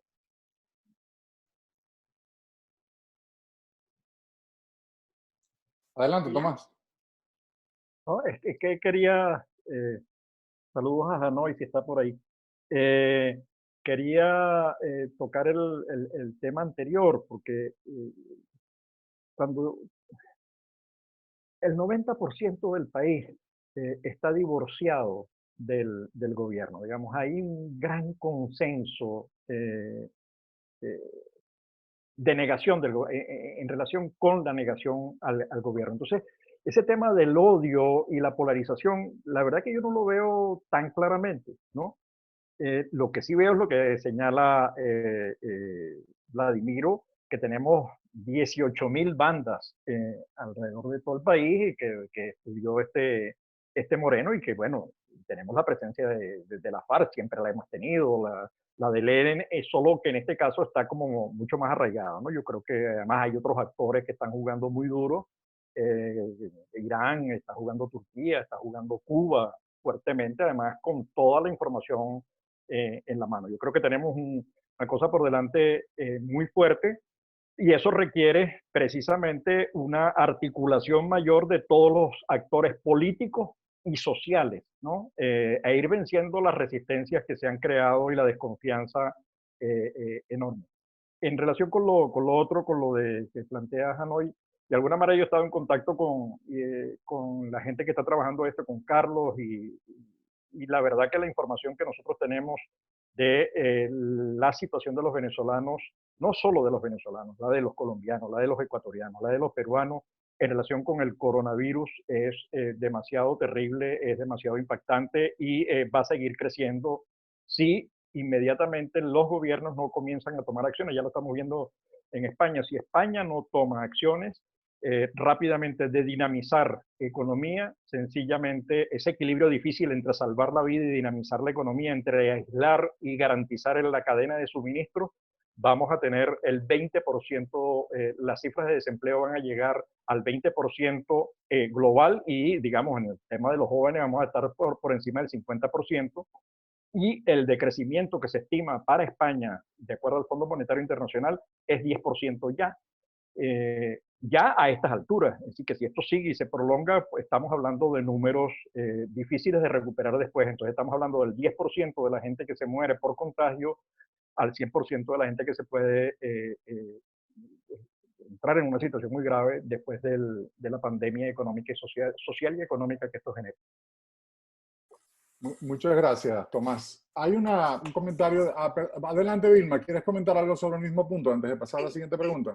Sí, lo que quería comentar es que yo entiendo creo que al principio cuando empezó la intervención de Vladimiro, él hablaba de que inclusive se veían fenómenos de polarización en la diáspora y creo que por eso, aunque Tomás apunta que no lo ve como fenómeno, Tomás, uno a veces está en contacto con las redes sociales y a veces, por ejemplo, se plantea cualquier cosa y la cantidad de personas que por distintas razones, sea que están en contra de la propuesta del presidente Guaidó, o sea, lo que te quiero decir es que todavía se percibe que el venezolano están todavía los espíritus muy armados y muy tendientes a creer que mi posición es la correcta. Por eso hablábamos de por qué la polarización. La polarización es un estado mental, Tomás. Y nosotros lo vemos acá, por ejemplo, el venezolano, que si está apoyando a una propuesta política de republicano o una propuesta política demócrata, se niega a la construcción de puentes necesarias para buscar soluciones al tema venezolano. Digo porque a veces, cuando estamos afuera, también participamos de lo que se está viendo en otras sociedades. Yo creo que el fenómeno de la polarización política no se confina solamente a Venezuela, sino a la presencia de los venezolanos de la diáspora en otros países que de alguna manera, como las sociedades mismas están en momentos muy difíciles, muy complicados, con situaciones políticas polarizadas internamente a esa sociedad, también lamentablemente nosotros en la búsqueda de soluciones caemos en esos innecesarios procesos de polarización del pensamiento que no nos permiten buscar esas salidas de consenso necesarias. Estábamos hablando del caso del TPS acá de los venezolanos y esta otra propuesta de la cual se le preguntó a María Antonieta, son propuestas necesarias en las cuales, por ejemplo, los venezolanos que estemos, vamos a hablar acá ahora del caso de Estados Unidos acá, necesitamos trabajar, yo diría, como venezolanos, más allá de nuestras preferencias políticas particulares en la sociedad en la que estemos insertas. Nuestro papel es buscar solución para la crisis de los venezolanos. Tenemos montones de venezolanos en Venezuela hoy que están buscando refugio aquí en los Estados Unidos. Tenemos, ¿cuántos? No sé, la última cifra que vi eran 90.000 venezolanos buscando asilo en los Estados Unidos y todavía no hay solución para ellos. Hay una incertidumbre, la vivimos directamente algunos con miembros de nuestra propia familia. Cada uno de nosotros pudiera estar atravesando situaciones similares, incluso en otras realidades nacionales. ¿Y cuál debe ser nuestro papel? No involucrarnos al punto de polarizar nuestro pensamiento en la búsqueda de soluciones, sino tratar de lograr alcanzar, digamos, a los sectores políticos con influencia para que busquemos la solución conjunta necesaria para dar solución a esas poblaciones que están en este momento directamente afectadas. Y tú tienes razón, Tomás, con un punto. Estamos viviendo un punto adicional de crisis, que es una crisis planetaria, y que va seguramente a restringir las respuestas y los recursos disponibles para una población que ya estaba bastante dolida y bastante en algunos sentidos desprotegida. Por lo tanto, nuestro esfuerzo como diáspora tiene que ser precisamente evitar estas innecesarias polarizaciones políticas de cara a los países en los cuales vivimos para buscar las soluciones conjuntas que necesita la población venezolana desasistida. ¿Okay? Eso era lo que quería agregar. Muchas gracias, Vilma. Hay un punto aquí planteado por nuestro amigo Matthew Burgwitz, que dice, y es importante por el asunto de la personalidad de la diáspora, digamos, por el carácter de la diáspora. Dice, la mayoría de la diáspora tiene una percepción muy erosionada de sí misma, que origina inclusive en el maltrato que recibimos como víctimas de la destrucción del Estado de Venezuela. Parece imprescindible la reconstrucción de la identidad de la diáspora como país activo y capaz. Como amigo mío, particularmente queremos que nos empecemos a ver como un cuerpo, ¿verdad? Este tipo de foros. La información que ustedes aportan, sigue Matthew, son la sustancia de esa reconstrucción. Los conciudadanos no se reunirán alrededor de sus desafíos hasta tanto se comprendan a sí mismos como fuente de soluciones. Creo que se ha tocado este aspecto desde varios ángulos, pero si pudiéramos hacer un comentario muy puntual al respecto, cada uno de los panelistas que estamos acá.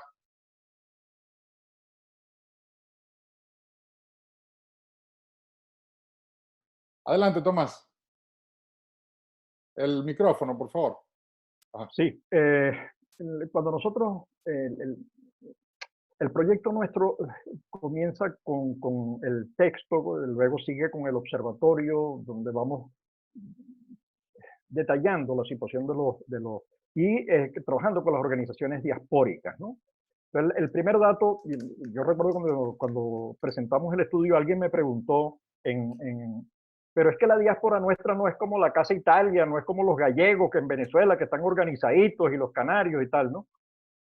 Y yo le dije, bueno, la verdad que ese no fue parte de nuestro estudio, pero puede ser que esto obedezca al hecho de que esto es un fenómeno inédito en Venezuela. Nosotros hemos sido durante 200 años un país de inmigrantes. Pero en el trabajo permanente con las organizaciones diaspóricas y sobre la base de las respuestas que ha dado la gente en los distintos estudios que hemos hecho después del estudio central, uno constata lo siguiente. Primero, un elevado nivel de integración al país de acogida, elevadísimo. Un segundo, nosotros hicimos una pregunta en la que intentábamos que la diáspora venezolana se comparara con otras diásporas latinoamericanas.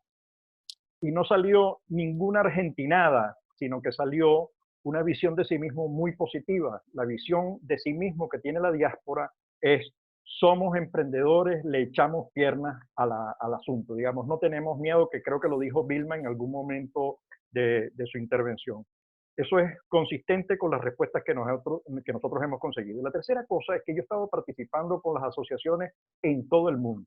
Y llevo 4 años con un programa de radio, en Radio Caracas Radio, en el que he entrevistado no menos de 200, 250 organizaciones diaspóricas, hablando desde Nueva Zelanda y Australia, pasando por todos los continentes hasta África. Entonces, lo que yo constato es, 1, el nivel de compromiso; 2, el nivel de participación; 3, hemos participado en reuniones, por ejemplo, en Europa, donde hay fragmentos en cada una de las ciudades: Tenerife, Galicia, París, Lille, Colonia, etc. Y hemos encontrado reuniones en las que las propias asociaciones, con sus propios recursos, comprando su pexicolita, su pancito, etc., se han reunido toda Europa para plantear esfuerzos comunes, conjuntos, y buscar mecanismos organizativos apropiados. Entonces, mi sensación, mi lectura, es que la diáspora se organiza, cree en sí misma, está convencida de lo que puede aportar, no es engreída, está integrada, está trabajando y tiene una valoración un reconocimiento de lo que puede hacer muy, muy importante, muy elevado, incluso creo que por debajo de lo que ellos realmente tienen en la mano, digamos, pero en todo caso hay una conciencia clara de compromiso, una conciencia y un accionar claro y una preocupación con inversiones incluso en pueblitos pequeños, de donde viene la gente, en Trujillo, en Boconó, que es ciudad del estado. Digamos, el trabajo es muy, muy interesante. Yo creo que hay un elevado compromiso de sí mismo, un reconocimiento claro de lo que pueden hacer y de cómo poder contribuir a la reconstrucción, reedificación, construcción, yo no sé cómo se puede llamar, pero en todo caso, recuperación de Venezuela. Muchísimas gracias. Nosotros tenemos una cantidad importante de preguntas. Agradecemos muchísimo la participación de la gente. María Antonieta, no sé si hay alguna pregunta adicional que quieras darle un particular, Sí, para tratarla en particular. Tú mencionaste que íbamos a intervenir algo sobre esa pregunta. Sí, por supuesto, ¿verdad? Adelante. Mira, yo quería hacer un comentario sobre esa pregunta y sobre 2 más que están en la sección de preguntas y respuestas. Una de Alexander Chauen y otra de Yolanda, que van en la misma dirección, sobre cómo se percibe la diáspora y cuál es la relación con los venezolanos que están en Venezuela. Y yo quisiera decir al respecto que es cierto que nosotros podemos tener en las organizaciones de venezolanos las actividades que nosotros queramos, recreacionales, deportivas, culturales, que pueden tener un peso muy importante, pero no hay nada que tenga el peso de la actividad política.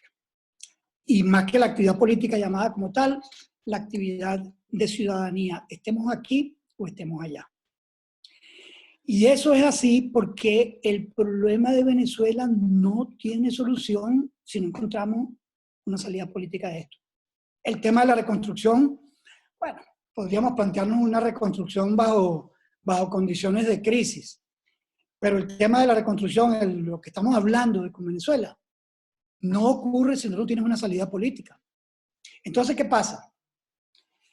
Que con frecuencia en la diáspora ocurre lo mismo que está ocurriendo en Venezuela, que es que hay, por un lado, una gran expectativa y por otro lado, una gran frustración. Porque la conducta de nuestra propia dirigencia de la resistencia, que tienen todos los méritos del mundo porque han dado una pelea contra fuerzas enormes. Bueno, hay elementos de esa conducta que han llevado a que nosotros no aprovechemos circunstancias específicas y que han llevado a que el tema de la unidad sigue sin resolverse. Lo de Guaidó ha sido literalmente un milagro.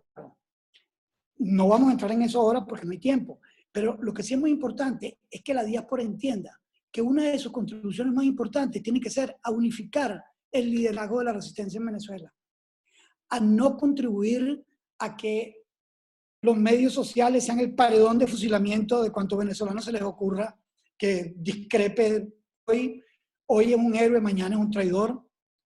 Es decir, esa contribución simplemente a no hacerse eco del paredón de fusilamiento de las redes sociales es demasiado importante. Y nosotros no estamos acostumbrados a eso. Nosotros estamos acostumbrados a que si Mujica yo, no, si Vladimir comete un error, conviene llevarlo al paredón de fusilamiento. Entonces, hay conductas que nosotros tenemos que modificar de nosotros mismos y que están íntimamente conectadas con no actuar como agentes partidistas de la resistencia, sino que actuar como venezolanos. Nuestro partido, aquí y allá, tiene que ser Venezuela. Y hay que actuar con mucha firmeza para que esa conducta se mantenga. Lo digo porque es relativamente fácil preguntarnos que cuáles serían los tiempos que nosotros podamos construir, la dinámica que se pueda construir dentro de toda la dirección de la resistencia y nosotros actuando conjuntamente con los de allá. No hay respuestas mágicas para esas preguntitas. Gracias, Vladimiro. Vilma, por favor. Bueno, yo quisiera hacer una mezcla de reflexión con algún tipo de comentario sobre el tema de los desafíos que se nos van a presentar, porque primero déjenme responder lo de la pregunta de la diáspora. Yo sí creo que el venezolano tiene, y no lo leemos solamente en lo anecdótico, que vemos que siempre vamos a encontrar una historia maravillosa de un venezolano emprendedor o de un empresario de otro país que empleó venezolanos porque tienen una responsabilidad y una ética laboral impresionante.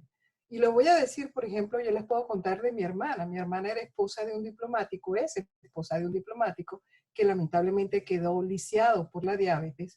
Y hoy trabaja en una tienda, o en este momento no, porque ustedes saben que estamos en este paro planetario por el tema del coronavirus. Y ella se ha convertido en una vendedora estrella que nunca lo había hecho en su vida. Y resulta que hasta ha recibido placas y reconocimientos de la institución. Y aunque los llevaron a un paro temporal, la tienen en la lista de las personas que van a ser reinsertadas por su ética laboral. Y no lo digo porque sea mi hermana, es que es la historia de muchos venezolanos que tienen una ética laboral extraordinaria. Hay un joven en España, Tomás, tú lo debes haber visto, que hace, no sé cómo se llama, pero es que hace del mesero que se cae, y es un artista de la calle extraordinario que se ha convertido en un héroe para todos nosotros, porque hay que ver lo que él era en Venezuela, una persona que trabajaba creo que en el área de seguridad, y hoy hace su trabajo de permanecer horas con la gente viendo cómo no se cae el mesero. No sé cómo se llama, Tomás, tú debes tener ese nombre correcto, pero es un personaje que se ha convertido en algo así como una leyenda en las calles de Madrid. Entonces, decir que el venezolano no es un ser emprendedor y que no puede, al contrario, lo logra con mucho esfuerzo, con mucha disciplina, porque recordemos que lo que salió de Venezuela, lo tenemos que recordárnoslo todos los días, por lo cual nuestra autoestima no puede ser afectada. Fue capital humano formado en muchas de las mejores, las universidades venezolanas, que todavía, por cierto, el coronavirus, que lo digan los españoles, los médicos venezolanos, que aceleradamente los reconocieron finalmente para que puedan ejercer, porque están haciendo un trabajo extraordinario y porque tienen un compromiso con el tema de la salud como muy pocos profesionales hemos visto en otras partes del mundo. Entonces, yo sí creo que el venezolano, el tema yo no creo en la crisis de la autoestima. Lo que sí creo es y a veces la innecesaria autoflagelación de las organizaciones cuando no logramos los objetivos inmediatos. Como dice Vladimiro, el tiempo lo tenemos que hacer y armar nosotros. Y sabemos que el tiempo político a veces no va en el ritmo de la desesperación particular o de las aspiraciones de cada uno. Pero se han logrado cosas. Yo no creo, no voy a decir que Guaidó es un milagro. Yo creo que lo de Guaidó ha sido un proceso de después de mucho sufrimiento. El hecho que finalmente logramos que una comunidad internacional, después de un trabajo extraordinario de años, de esa diáspora que Tomás ha estudiado también, para que los gobiernos empezaran a tomar en serio lo que había pasado en Venezuela, después de denuncias, después de votaciones masivas de venezolanos, para lograr que finalmente entendieran, votaciones me refiero para que se diera la salida democrática, pero también de participaciones masivas, de manifestaciones masivas para decirle al mundo la tragedia que estaba viviendo Venezuela, y luego que se logre ese consenso de más de 60 países reconociendo este gobierno, que el propio presidente de los Estados Unidos en el discurso de la Unión reconozca y le dé este segundo aire necesario al gobierno de Guaidó. Todo esto es parte de un proceso de presión, si se quiere, internacional, de la diáspora en distintas partes y también de la comunidad de la diáspora, por ejemplo, que vive acá en Estados Unidos, que ha hecho su papel. Pero repito, cuando dije anteriormente, no participemos en la política de polarización porque reconozcamos que cuando nos ponemos de acuerdo logramos objetivos importantes. Reconozcamos que cuando nos ponemos de acuerdo podemos apoyar de manera consensuada y obviamente en este caso, por ejemplo, bipartidista, si hablamos solamente de Estados Unidos, la búsqueda de soluciones. De manera que es importante agregar este punto.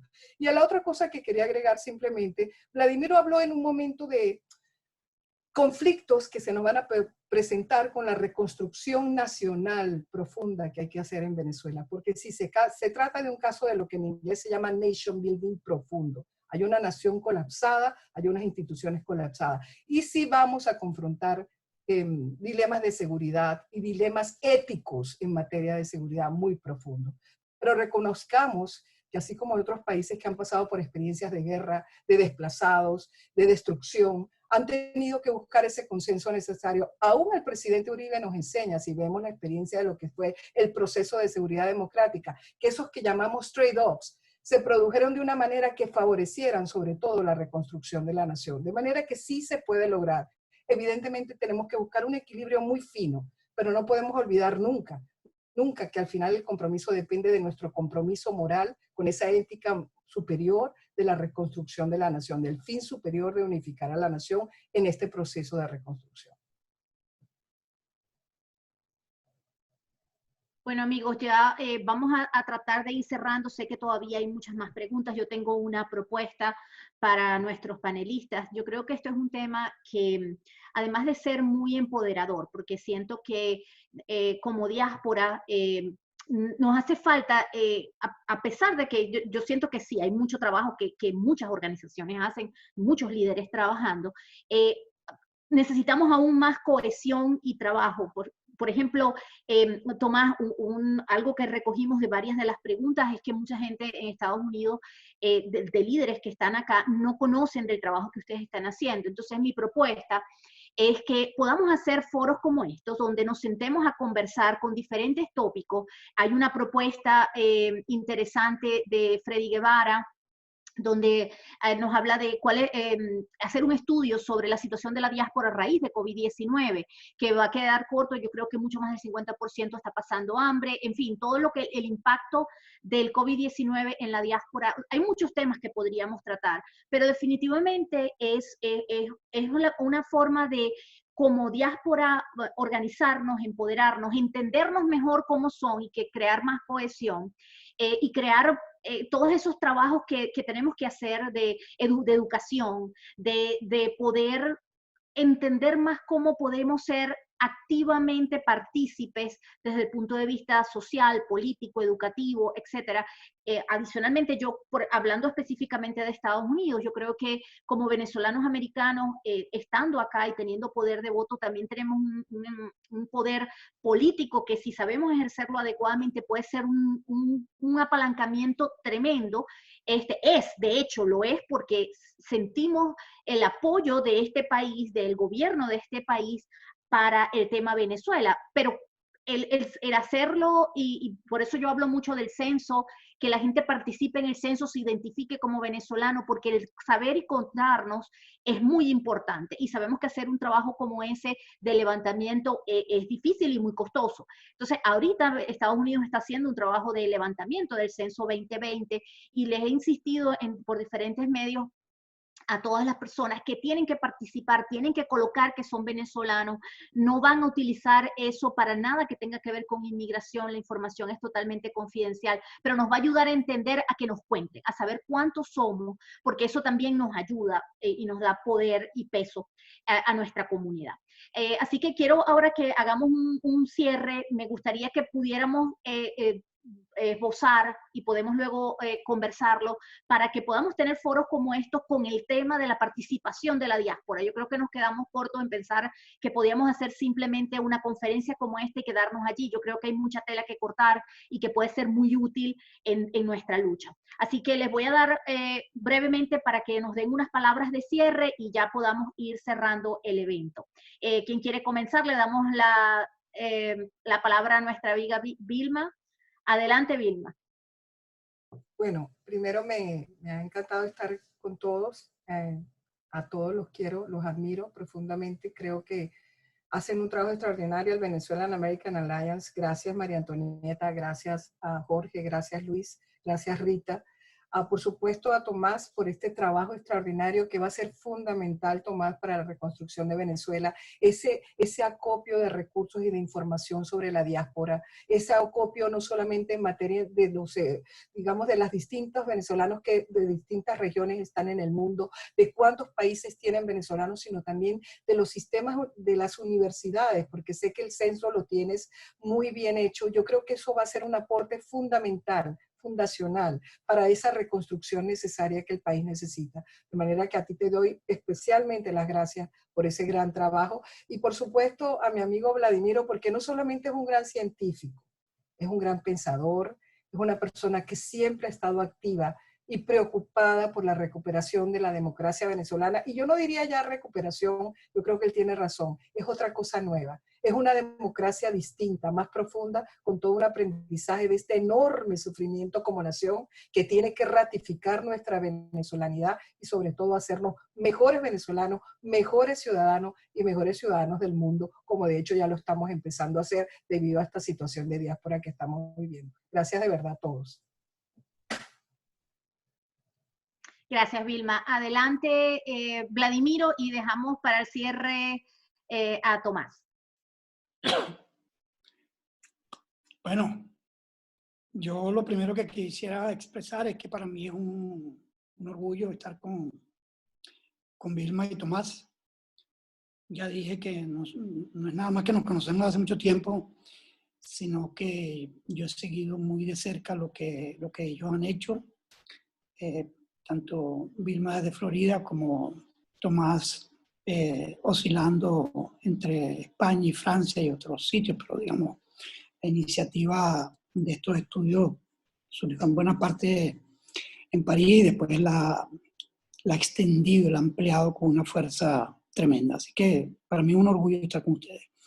Y luego el agradecimiento a Venezuelan American Alliance por estar creando estos espacios. Yo creo que estos espacios son absolutamente fundamentales, que lo que movió el evento en Washington nos tiene que llevar a reconocer nuestra conciencia y nuestra importancia políticamente en cada uno de los países donde estamos activos, en los Estados Unidos, que es mi caso, pero también otros casos que son obvios y donde los venezolanos han jugado un papel importante, como el caso de España, precisamente, donde la visita de Guaidó tuvo a pesar del rechazo que tuvo en el presidente del gobierno español, la Comunidad Autónoma de Madrid hizo otra cosa y fue muy importante lo que ocurrió en la Puerta del Sol.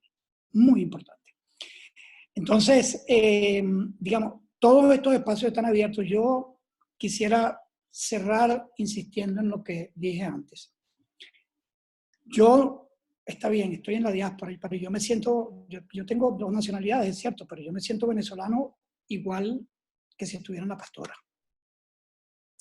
y yo he preservado un vínculo con Venezuela muy estrecho, pero no es simplemente sentimental, es un vínculo de trabajo con Venezuela, porque nosotros crecimos en otra Venezuela y no la vamos a entregar en la medida de lo posible, no la vamos a entregar a la barbarie que la dirige.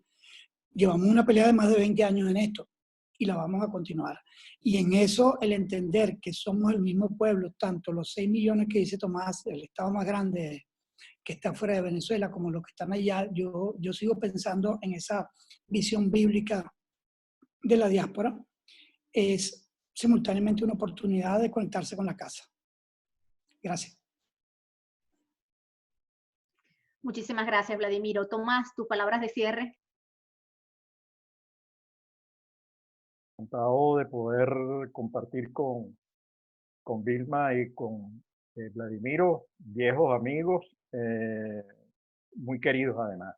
Gracias a ustedes por este esfuerzo, por esta iniciativa. Yo, todas aquellas cosas en las que yo pueda apoyar y servir de canal, de conexión, maravillado, digamos, encantado, cuenten con eso. De hecho, yo he hecho mío lo que es de ustedes, digamos, apoyando lo que es el tema del museo. Y les digo, ya yo le envié una información a María Antonieta. Hay gente en México, venezolanos que están en México trabajando en museos virtuales. Y después del primer contacto, yo les envié la información, me acaba de enviar hoy otro correo diciéndome, bueno, ¿y qué pasó? ¿Cómo hacemos? Entonces, bueno, en esa labor de conexión, tenemos una capacidad venezolana en México que está haciendo, y museo, digamos, hay una experiencia museística en México muy, muy buena. Yo creo que sería una forma de seguir contribuyendo desde la diáspora y con la diáspora a resolver, a difundir, a documentar, a divulgar los horrores del socialismo, los horrores de la barbarie, para que no volvamos a caer nosotros y hacerles el favor a muchos de no caer en esa trampa. Así que de verdad agradecidos y a la disposición. Muchísimas gracias, Tomás. Realmente, pues, para nosotros es un honor. Muchísimas gracias, Vilma, Vladimiro y Tomás, por estar aquí con nosotros, por haber aceptado la invitación y pues plantear toda este conversatorio tan interesante que es de una utilidad grandísima para nuestra comunidad. Gracias, Tomás, por el apoyo con el museo. Estamos trabajando en eso, vamos a convocar la reunión para entender cómo podemos unir esfuerzos y seguir trabajando en ese proyecto que está liderizando nuestra directora Rita Ramírez y que podamos avanzar en ese sentido. Luis, ¿tú quieres dar unas palabras de cierre? Sí, quisiera. Gracias, María Antonieta. Bueno, primero, gracias a nuestros panelistas de lujo, Vladimiro, Vilma, Tomás. Muy agradecido, de verdad que hay una cantidad de información que han compartido bien interesante y alabo el conocimiento y la dedicación que ustedes han tenido hacia nuestro país. Nuestro foro lleva como intención hablar del rol de la diáspora y creo que se ha dado información como para poder afirmar no solo que el cambio en Venezuela y la recuperación de Venezuela no puede ocurrir sin el 20% de la población, que son los que estamos formando parte de la diáspora, probablemente un poquito más del 20%. No solamente por aquello de que los que estamos afuera podemos tener un nivel de educación o un conocimiento que va a ser importante, como muchos dicen, necesitamos a esos profesionales que están afuera. Pero además porque probablemente es que hayamos desarrollado un apego más bien alimentado por la distancia hacia nuestro país y un cariño y un amor por nuestro país. Y adicionalmente porque como en mi vida personal, a medida que yo fui desarrollándome en mi vida profesional, pues toqué muchos puntos, viví en muchos sitios diferentes. En cada sitio yo crecía, aprendía algo y eso lo puedo apreciar mucho después de tanto tiempo, en mi corta carrera, por supuesto. Pero todos hemos aprendido algo de nuevas sociedades, de nuevos esquemas políticos, de nuevas maneras de trabajar, de nuevas éticas de trabajo de otras sociedades, que estoy seguro que nos vamos a beneficiar, así como los países mencionaba Tomás, se benefician de las diásporas, de las inmigraciones. Las inmigraciones, y eso es lo que ha hecho este país a los Estados Unidos de América tan grande como es. La alimentación que trae tanta multiculturalidad. Nosotros, en el exterior nos hemos multiculturalizado y yo creo que somos importantes. Aquellos que vamos a regresar y aquellos que no vamos a regresar. Cada uno desde nuestro punto, desde nuestra posición, vamos a poder contribuir con ellos y de verdad que no podemos olvidarnos de que todos tenemos que contribuir con la recuperación de nuestro país.